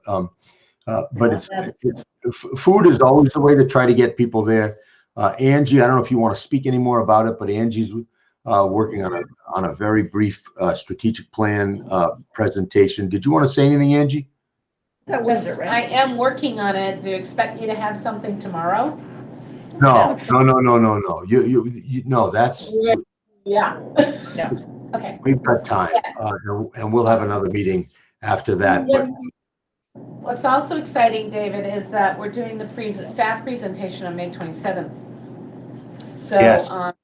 Brittany has asked principals, I think, Yeah. to send in some documentation of how we're already doing our strategic plan, evidence of our strategic plan for a activity with the staff, and then we can use that same It's a video. that same thing for the community forum. Oh, that's great. So that's two birds with one stone. We like that.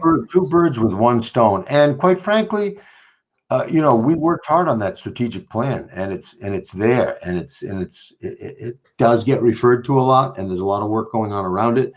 But COVID interrupted it. We know that, so we got to get back to it. That's the bottom line. And everything's timelined out really well there, and people worked really hard on writing that plan. So I think it would be a shame if it didn't. And I know it will get resurrected, but the more people, because the more people that know about it, especially our communities, I think the better off we're going to be. Just awaiting the decision on an interim superintendent. I'm going to miss this work tremendously down here. I know I've said that to all of you already. I'll never put a team like this together again administratively, and I'll never work with boards that are as committed to individual students as I've gotten down here. And I don't want to short any other district around the state, but you have a very unique situation in Windsor Southeast, and I know we've worked hard to get it to improve it, but the way you all work together, the way you all really care for each other, and I'm not just talking about in Heartland, but the way you've grown that collaboration across the supervisory union is just incredible and heartwarming, and it's not happening everywhere. Trust me. I just talked to a superintendent yesterday where one of the school boards has locked him out of the building. Can't go in there. Oh boy. It's a unique challenge. And he went to the building, started pounding on the door, and the administrative assistant came out and said, "I was told I'm not allowed to let you in." So that's how crazy it gets in certain places, and wonder why it's hard to find people. Right, exactly. Have you got Exactly. I think you can still get in. I know, and I'm just hoping and praying that I don't regret this decision to work closer to home. But I did do a lot of investigating about their boards and all of that stuff. But it'll never look like this, and I'm very well aware of that, and you should all be proud of that work. Last day of school is but anyway, getting back to the interim decision, I think, Nikki, this would be more for you, but I think the board chairs, somehow Elizabeth picked up that responsibility of setting up interview schedules with Jennifer. And I reached out to Amy today, and I said, because Elizabeth did send out an email to the 3 candidates on Friday, but then there's been no follow-up since then. And what I'm worried about is the transitional work that needs to go on before the end. I'm worried that we're already late. So.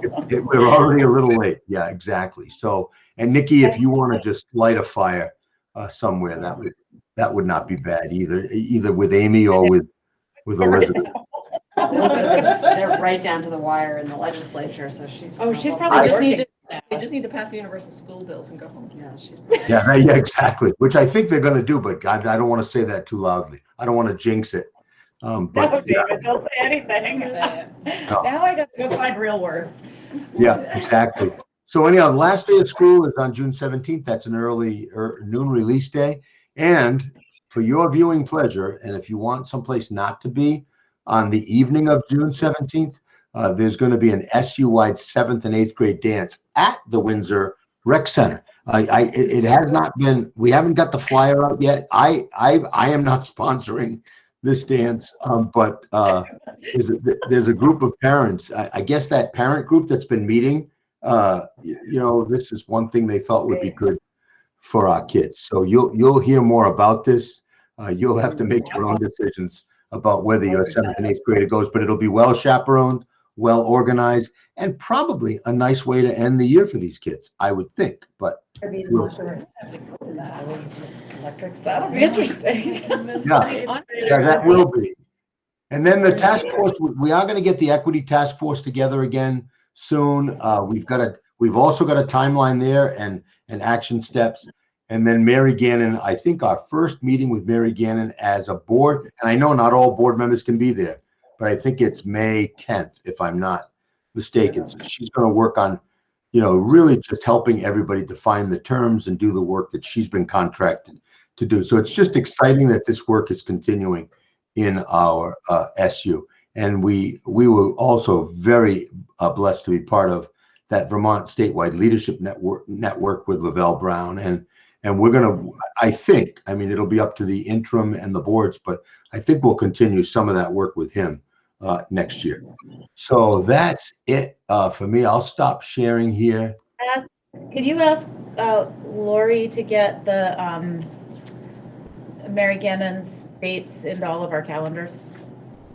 Yes, and I don't know whether, I think she did that already, but I'll ask her to do that. I'll ask her to do that again so that she's got it. I think she sent it out and confirmed them, but I don't think it's not in my calendar yet. Okay, I will have her do that. The SU, I put Because, everything in. and I think, what I think the problem was, but she could send out a placeholder. Mary Gannon wants to use Zoom for those meetings because she's much more equipped to use Zoom. Oh. So we have to wait to get her. Yeah, she's been in California till last night, but I'll stay on that, Nikki. Okay, yeah, that would be really good. But you can block out the 10th, and we'll get that link out to everybody. That's the first one. As we go forward. Board, David, is that just for the board? I thought that at the last meeting, maybe Elizabeth asked if anybody could go to that meeting. Well, I think it'll be warned, and so the public can come. And I would, I'm gonna try to be there because it's virtual. I think most of it's essentially it's all virtual. So I would encourage any community, public. I'm going to put it in my email blast, and we can. I think it would be nice to have. It's not going to be. The public won't be able to interact. It'll be the board that'll interact, but at least they can be there and listen, right, and hear what everybody's learning. And I thought Mary Gannon did a great job the last time, and we had quite a few public on the last time she attended. Awesome. And Dave, how long are these meetings supposed to last? I think they're just. Let me look and see. Hold on one second. I think 2 hours. 2 hours. I think it's 2 hours. Yeah, I think it is. Yeah, 5:30 to 7:30. I know the time is not great, but we'll get those locked into your calendars. And I think, and we know that there are some people who can't be at certain ones, but Laurie picked the best dates to get the most board members there each time. And we will record them so that they'll be available to you after if you do have a conflict. But I think I personally think it's going to be important to just, as board members, administrators, to just continue to show that ongoing commitment to staying on the same page with this work. So I'll keep you posted on that. Christine, could you also make sure that you send your presentation, your principal's report to Lori so she can link it? Because when she does the minutes, she links it in the minutes, and I'll do the same. Our minute taker has been doing, I think, a nice job. She works off the recordings and you saw the minutes tonight. I mean, yeah, so let's just keep doing that.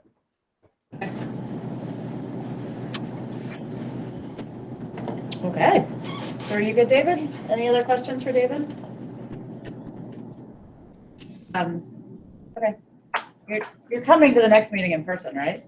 Yes, I did. I was going to tell you that. I think, yeah, of course, because you know me, nobody's going to get away without a hug. That's the bottom line. So and these virtual hugs are not worth anything. So No, they're not then. Yeah. no. So I'll be there in June. Okay, good. Okay, so I think we're on to items for discussion. Brief discussion. Brief discussion. Items for brief discussion. Okay, so teacher staff retention.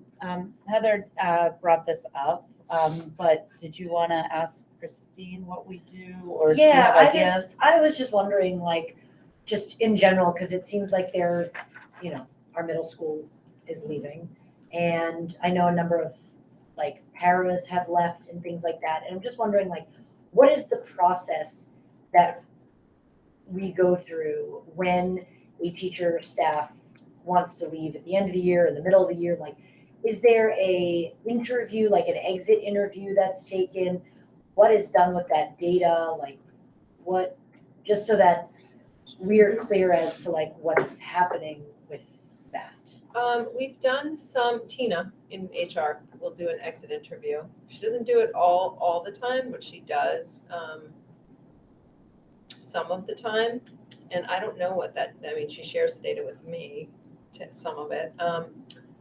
The teachers, I mean, and if I wanted her to do it, I could certainly ask her. I mean, I know why the staff are leaving, or I know what they tell me. So maybe there's more to it, right? So, I mean, I think it's a great idea to have it as a common practice. Yeah, I think it does. I think it needs to be a common practice just so that we can see if they're, and like what questions are being asked.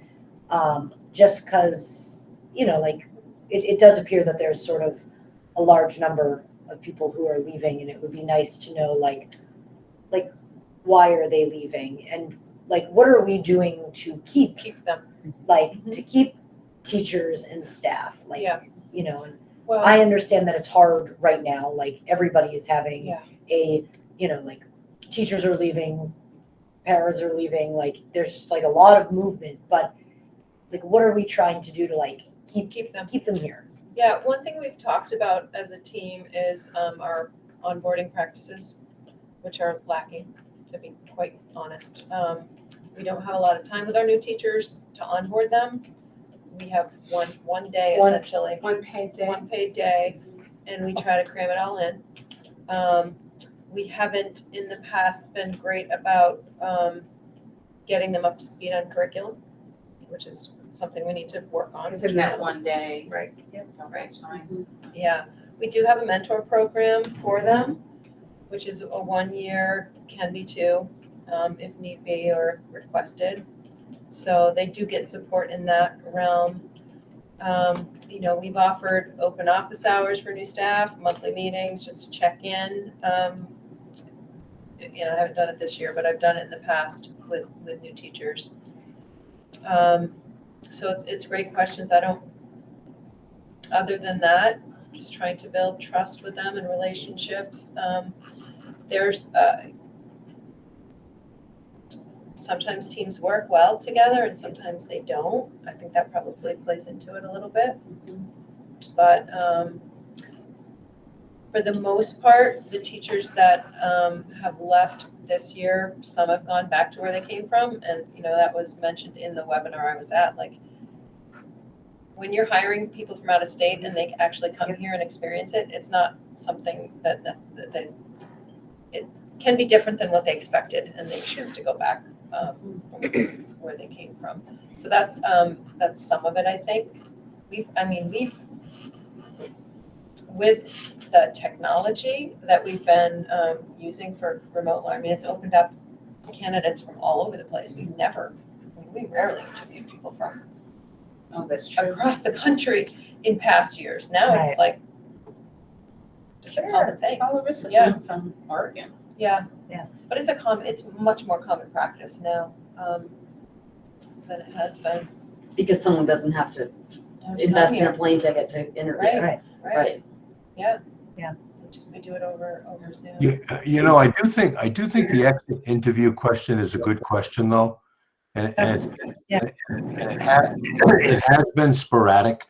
We've had different districts have handled it different ways, but it sounds like it might be something else that we want to be more intentional about, and maybe have some sort of I don't know if we need another policy, but some kind of a procedure for those kinds of exit interviews. I do like the idea that it's done by, whether it's HR, Tina, or a couple of people we designate, because I think sometimes people will be more honest if they're not talking to the person that they, the building or the board that they worked for all those years. And then maybe figure out a way. Maybe we have 3 or 4 or 5 set questions, and we do try to keep some data. So I think it's a great question, and again, I know the summer list is starting to grow, but I think it would be nice to talk about that. I know. Yeah, no, and I like looking at beefing up our onboarding practices Yeah. too. Like, do we need to have maybe 2 days that? We need a week to be Yeah, honest with I you. know, that's what I'm thinking, like. What we've done for next year is we have to give staff a floating day so that they can watch the 7 Habits and get up to date on that. Up to speed on that, excuse me. And so they technically have 2 days. One's a float day, and then one's the day before that we the rest will. of the staff return. Yeah. We're trying to do more with video. Yeah, that's what I was thinking. That's definitely Brittany's wheelhouse, and she's doing more with that to try to see where we can do more. Like if staff can have small periods of time that they could then do a training, because it all bounces off their forehead. Right. Everything is it's coming at them so fast. So something that just hit me, to throw out ideas, like maybe getting the new staff together, and it wouldn't be paid, but for just an hour once a month over the summer, maybe just a cocktail hour or whatever, just to all be on a call together and get more familiar with you, Christine, and Lindsay, and just to have more FaceTime so that when they show up, they know each other. Yeah. And they know you guys really well at that point. It gives a bigger sense of security. I don't know. So my experience coming into a school building as an outsider, also mid-year, was also really interesting in the middle of a pandemic. But I don't think you can repeat that. Not great. And I still, it was very lonely. And I think part of it is I'm a district employee and I work across several schools, and I'm no one's responsibility to orient. And so I was talking with the speech pathologist and the physical therapist and all those people that we share space with, and we're all in the same boat. We had to clear the halls drill, and all of us look at each other going, what do we do? What the hell do we do? We do train them on that. That's good. I knew that much, but I was like, is it my responsibility to go into a classroom? Is I'm best served for that? So there's just so many of those things that make it so that we are still the outsiders. And so I think as a district, really looking at those people that are moving from building to building, and how do you make them part of your community, and have them feel like they're in your school. They're not just the service, coming in and out, I think is really important too, because there are kids in and out of our room all day, but then we kind of come and go, and who's that lady, Yeah, Yeah. for sure. Are there any patterns that we've seen when obviously if someone's moving back to their hometown, right, that's not us, that's not. Seven choice this year, Yeah. But there are, there are staff who are moving to other school districts. And I'm curious, are there any patterns that we've noticed? What are the things, are they moving Yeah, they move to districts that pay more. that pay more? Right, I mean, I sure. think that's Lebanon. a really Hanover, Lebanon, important, Hartford, those are the Right. three that pay more and they're in close and proximity. they're, right, and so if- that's. If you live in New Hampshire, which has happened, you work in New Hampshire, you don't pay Vermont state tax, which Right. is a significant amount of money. Yep. To be honest with you, so Yeah. that's happened as well. Yeah. So, yeah, it would be really good data to collect so that we can make some decisions around, policy. I have a couple of other questions Yeah. too. Sorry. I have, one of my other things is like the mentor program. Like, I know I'm a new staff's person mentor, and like, I feel like whatever you've got to do to like beef up the mentor program, like do it, like invest in the new people who are coming, because it's really important. And like, we've got money to like take them out for dinner and provide lunches and, like things like that. Yeah. And so, and as a mentor, like I did training with my mentee. Like I went to those, those new days that they have with them so that I could sit with them and be like, yes, and let me tell you about the clear the hall drills.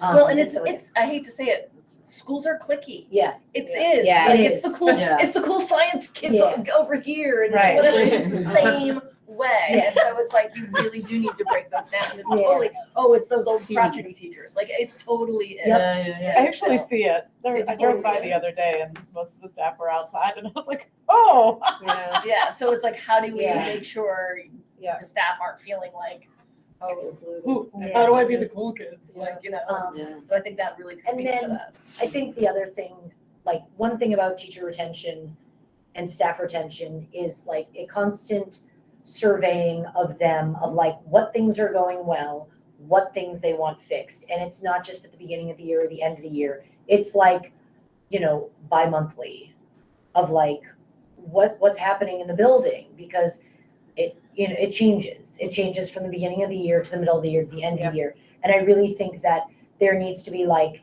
a survey that's sent around, by you or by, Lindsay, that just says like, it's the same questions every time, but just to get enough, like both faculty and staff to just say like, here's what I'm struggling with right now.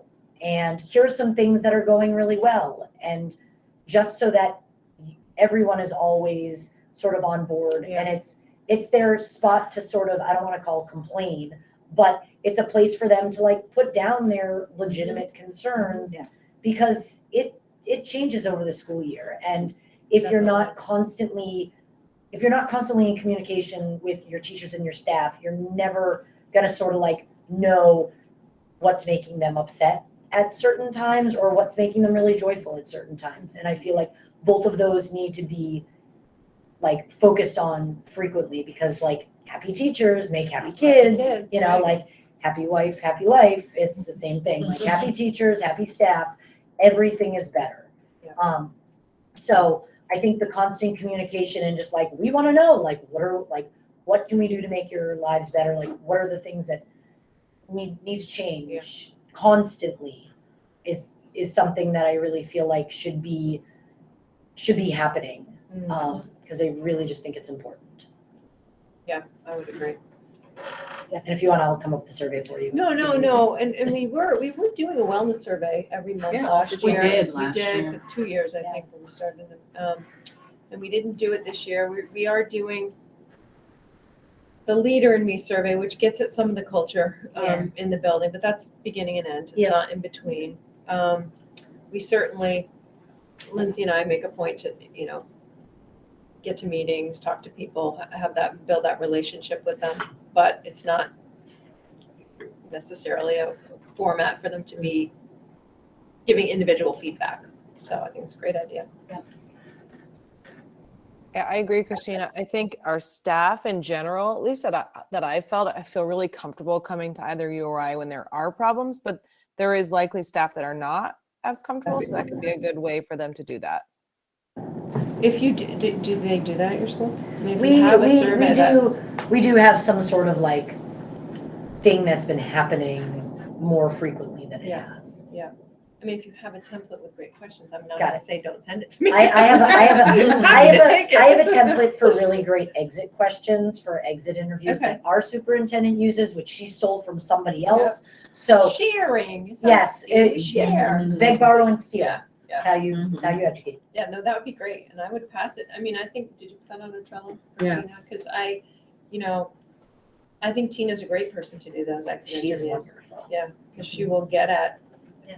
she's just a person, a neutral person, right? So, That's her job. yeah, that's her job. Yeah. So great suggestions, Heather. I'm glad you're here. Thank you. That's great. Moving right along. raising it. Organized retreat.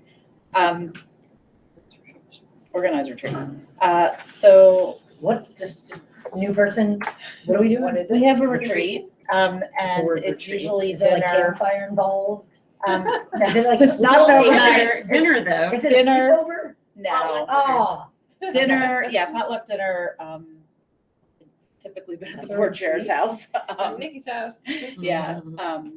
well, we kick I was back a I was little bit. expecting like sleepover party. No, we don't get a sleepover Oh, party. come on. None Okay. of us have time. I'm joking. Yeah, I don't even know when we're gonna be able to do this because I'm like leaving all summer, but I'll Yeah. find time. So, that's why I put it on the May agenda so Yeah. that we Like, let's do can, it like right after school ends. yeah, I mean, so do we want to pick a date right now? Our June meeting would be June 7th. Yeah. Holy moly. Yeah. So wait, it's just like a dinner party? Yeah. Oh, okay. It's like, So this but is, I'm sorry, I It's a just, long- I hear it's a retreats. long- We it's usually like a start early, like- 4-hour. Okay, because when I hear often like a retreat, Yeah, we I'm usually like, start like there's before like- dinner, there's go like a through campfire. dinner, and Yeah. then and then Have have dessert a and have some. okay. Yeah, Yeah. I think we started at 4. I think we've done. How like about 40. June 21st? Or June No. 14th? Kid's birthday, book launch date. Can't do Oh, well, there we birthday. go. No, you Well, it can't. doesn't need to be on a Tuesday. No, it doesn't. Right. How about July, let's see, well, our July meeting is July 5th. What about that? I won't be here. Oh, you won't be here, I okay. won't be here for half of July.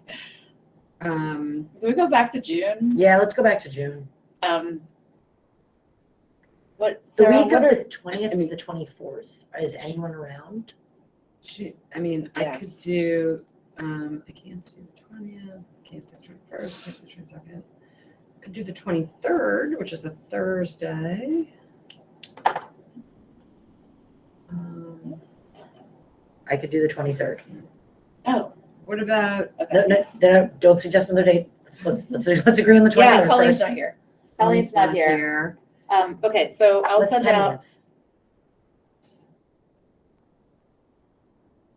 send out, an email seeing if June 23rd is okay. It works for Colleen. Does it work for you? Yeah, it works for me. Christine? does it work for Do you? you- Are we gonna be meeting in July or not? I'm only asking because it is the 5th, which is the holiday week, so. That's actually the only week I'll be around in Yeah. July. Let's do it. I won't be here for most of the month. And Well, we for have me- previously taken August off. Like when I first started as a board member, we took August off. Yeah. Yeah. But I think it makes more sense to take July off. Because August, you're like ramping We're back starting up to get again. back Yeah. into things, yeah. Yeah. I would be in favor of that, but whatever. And we have not taken a month off We haven't in a long 3 time years. in like because of 3 or COVID. 4 years. Because there's been so much. Between the strategic Because you can plan. always, you I can know. still do a remote meeting. No, I don't Yes. think we took a month off since before Act 46. I think you're right. I think you're right. There just has been so much. It's just been like constant bombardment. So let's take July I'm so off. glad, I'm so glad we get paid so well. I know, exactly. Wait, you get paid for this? Oh, yeah. Yeah, you You get do. a stipend. Oh. Yeah, $500. Which we have to pays for talk some about. babysitting. Okay, so let's, Stipends for school board members need to be increased, yeah. well, yeah, we are like, No, but we can't, like, this is such a weird thing of like, we're in charge know. of that budget, but like, that's like, how like weird It is doesn't that? even pay your gas money to get here, it doesn't. so. You could do comparables, you could ask for comparables. Oh, I have. There's We are more- the lowest in the supervisory union by more than half. Yeah. And Even in the supervisory union? We're the other lowest? ones are like 1,000 and When I was 1,200. Really? a long Are time you ago, it was serious? 1,000. Yeah, Might a have long been time 2,000. ago. Yeah, a I long think time we've ago. been at 500 since like the school I was did built. not know that. This is just like found the money for me. Right, I know, I was when I joined, I didn't know either. I'm like, I assumed that there would be Yeah. something. Clearly we don't do this for the money. No. We do not do this for the money. We do it But for it the, would be we nice do it to for the have- sweet retreat that it's gonna involve Right, right. roasting marshmallows. Well, it involves you bringing food too. Yeah, you have to bring your own Bring food. It's Um, we still have fun. Come on, people. All right, so Okay. we're putting the I'm 23rd just gonna tentatively, tentatively we're put it in my penciling it in. Yeah. We'll see what Did, happens. did we have, what time? Oh, and that means David has to go. Oh, David has to go. June, David has Okay. to go. Then We are making it a 7? sleepover. No, now that's getting awkward. For Remember, all girl board. let's do Yeah, 4:30. 4:30, okay. 4:30. 4:30? Because I have a tough time getting there at 4:30, but Yeah. we'll see how we can do. And this is not instead of our June meeting, it's in addition to. Yes, Okay. we're still My having a husband's regular Still June having meeting. a regular Oh, June you know, meeting I'm on sending my June children. So this is really our July meeting. It on really is. 20th. Okay. Okay. So I that's think tentative, that's and I will parents. email Colleen. Colleen. I Jolene. looked at a J somewhere. and I turned it into a- Okay, check that one off the list. Organize Okay, retreat. Okay, what next is, one. what is we are hope? Well, we know what they are, I but did not put that on here, and David and I were like, why is that on here? Do you have something? done. No, no. Okay. Okay, Beth, we like We Are Hope and they're coming back next year. yeah, I mean, they have a contract, right? David was working on that. It's yes, but the extent of their hours, we have not defined yet, right? Okay, No, there's no contract signed yet, but they'll be back. okay, great. Okay, great, So, check. Treasurer salary. New hires and The Christine. treasurer salary. you want to Oh, say. yes, thank you. The thing off to the side that I wasn't seeing anymore. Thank you. Treasurer salary. So we have a treasurer that we split 50% with the town. And the town has been giving her raises and we have not. She could have told us. Yeah, well, she did. So I'm bringing it here. She's the treasurer. So she would like us to look at giving her some raises. Yeah. So- What timeline can we do that in this current fiscal year? What do we pay David? her How much and should how she much miss is she the town's getting? fiscal I mean, year what are we from talking? January to Yeah, let me December? find it. What Yeah, is the like, treasurer? Yeah, Fiscal or so the- it's like oversight of our, The like all the things that get paid, right? Yeah. It's someone to just kind of keep an eye on things and make sure that the receipts match the. So we don't have like an accounts payable person? Yeah, we do. Yes, So no, S- but each town SU has does to have it. their own treasurer. The town treasurer. Yes. So how is that associated with the school then? The school She- district, she's, Each school district has to have their own treasurer that does all the backup looks. It's like a checking system. Okay. Checks and so balances. the SU is for all 3 districts and they have accounts payable and they do, but then there's someone just to keep an eye on just the school district, which is also the town, basically. Yeah, Okay. in most districts like Heartland, the town treasurer does the school treasurer work, right? And when I did research on this a few years ago, it's all over the place. A lot of town clerks a lot of town treasurers do it just as part of their town treasurer job. So they're not getting anything from the school. There is some charge here and there. But I guess we just really need to know what she's getting paid now. Right. Do you think it's a 60-40 split, Nikki? I have no idea. So Nor do we talk to Dave. can you see in Yeah. so that's why I want to bring it to next meeting. Okay. Can you see what she's getting paid? I'll find out. I know what she's getting paid for the town. And so Yeah. at the next meeting, we'll match those and figure out what the Okay. split Yep. kind of And is. Yeah, and Dave would know, or Ed would know. Yeah. Yeah, Ed will know. Yep. Okay. But Okay, Christine, John. you'll do that research? Yeah, well, And Christine, curious myself. yeah. Feel bad. Yeah, I'll let you know what, I'll forward her. Did I forward her email to you already? No, I I don't think didn't. so. Is she fairly new? Like within 2 to 3 years, you know. That's what I thought, yeah. Yeah. I'm glad she said something. Like, it wasn't on Yeah, my yeah, radar. that's good. I It mean, never would address otherwise. No. First time Okay, I've items heard for, well, I'm moving right along. Items for action, new hires. I don't have those names in front of me. Jeremy Martin for 7-8 Science, and Stacy Abbott, 7-8 ELA. I would move that we hire Jeremy Martin and Stacy Abbott. Oh, can second? Okay, so that was Sarah moved and Beth second. And we'll hear back about the social studies teacher, like. You won't next hear month. until the next meeting, but we offer contracts. And Yep. Okay. Okay, is there any further discussion? I think we had a lot of discussion. Okay, so all those in favor of hiring Jeremy Martin for science and Stacy Abbott for ELA, please say aye. Aye. All those opposed? Okay, so that was 4 to nothing. Okay, so you got that done. Setting the next agenda. So we have The treasurer issue. treasurer, retreat. Yeah, I mean, we need to develop the retreat agenda. Right, we need a retreat agenda. We need a Floral Hall update, but Yep. that'll be in your That would principal's be in my report. report, yeah. I'm still gonna write it down. Floral Hall.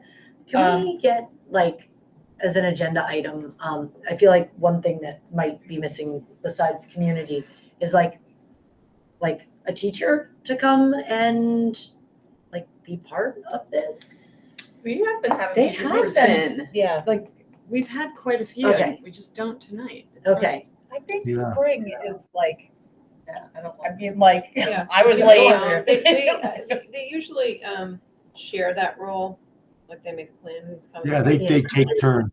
They Yeah, take- they're Usually almost, somebody's on. this We is can't- one of the we first can't- meetings we that can there isn't. encourage that. Yes, and like, you know, like, does any, like, I know at our school, like, the president of the teachers union is the one who like goes to the board meetings just to like be faculty representation, and like, they have a little spot on the agenda too. So, I don't know, just something to put out there.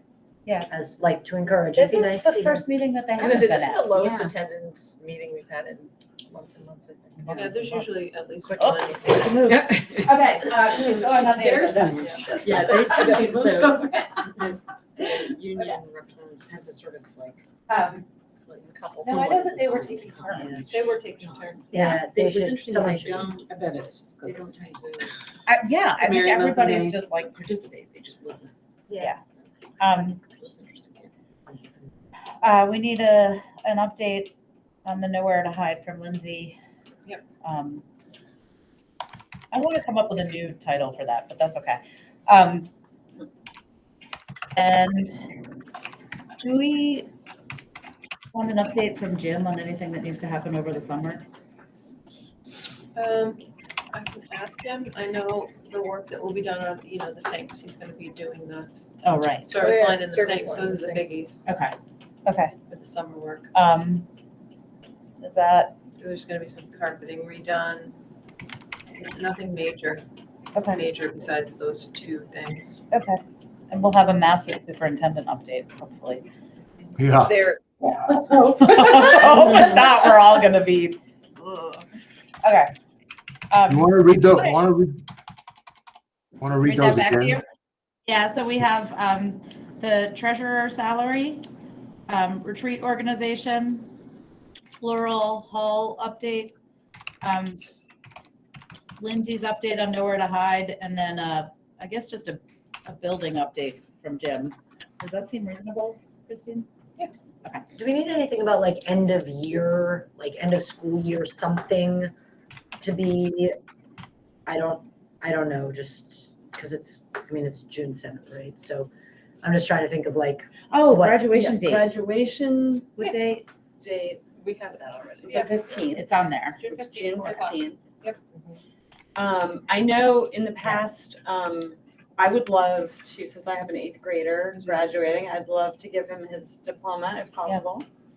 That would be fast. Is that your joy? Okay, so the 15th? Yeah, and board members try to go. Okay. Last year, I think it was Scott and I. It was. Well, Libby's allowed. Yeah. What's the date of the next meeting, Nikki? Is it going to be on that? The 7th, Okay, June 7th of June. yes. And then the retreat on the 23rd. Tentative retreat on the 23rd. Okay. Okay, So so, sorry, the other thing I was just thinking about around agenda, and I don't know if this is more an SU thing, but if universal meals does not go through, food service is gonna have to have a scurry of how the heck are we implementing our new meal program? How are we advertising it? How are we doing free and reduced meals? How so are let's we? put food up there. So I don't know if it's just more like just to be updated or how we can support. I mean, it's not our role to scurry around necessarily, but No, how but we it's can our role to support advertise. Greg in having to wade through that crud if we have And to. it'll still be based on free and reduced, correct?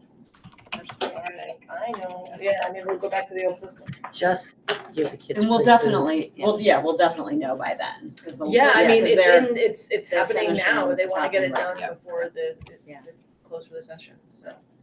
Yeah, I Okay. mean, if everyone can just literally call the senators, like if you call our local senators, so, you know, Allison and. do you know where they stand on it? Is there anyone I who needs don't- convincing or? No, I think our senators are pretty good, Yeah. but they like literally just want like a pile of notes on their desk saying, Please yes vote on for S100. this. Yeah. Because S100. S100 is the universal school meals. Do you have I have a list of all their emails if you want to send. Yeah, you can do emails. I can forward to you the most current email I got from Hunger Free Vermont that had like, call this number, say these things. Oh, yeah, that would be You know, helpful. Actually, one of the, an effective way too is to just call the State House and ask That's all I them did. to give a message. Yep, And that's they'll exactly deliver what the they're asking you messages. to do, That's is to call often the better state, than email, yeah. Yeah, they're saying call and I left a message for all three of them this morning and it took like a minute. Oh, okay. Cool. Okay, so executive session, and I'm gonna say that we need a 5-minute executive session to discuss personnel. You guys good with that? 5 minutes, so we'll scurry on down. Lindsay and David, I think you're good. Yeah, you don't need us. No, I don't think we need you. All right, I'll just make sure I stop recording. Not related to either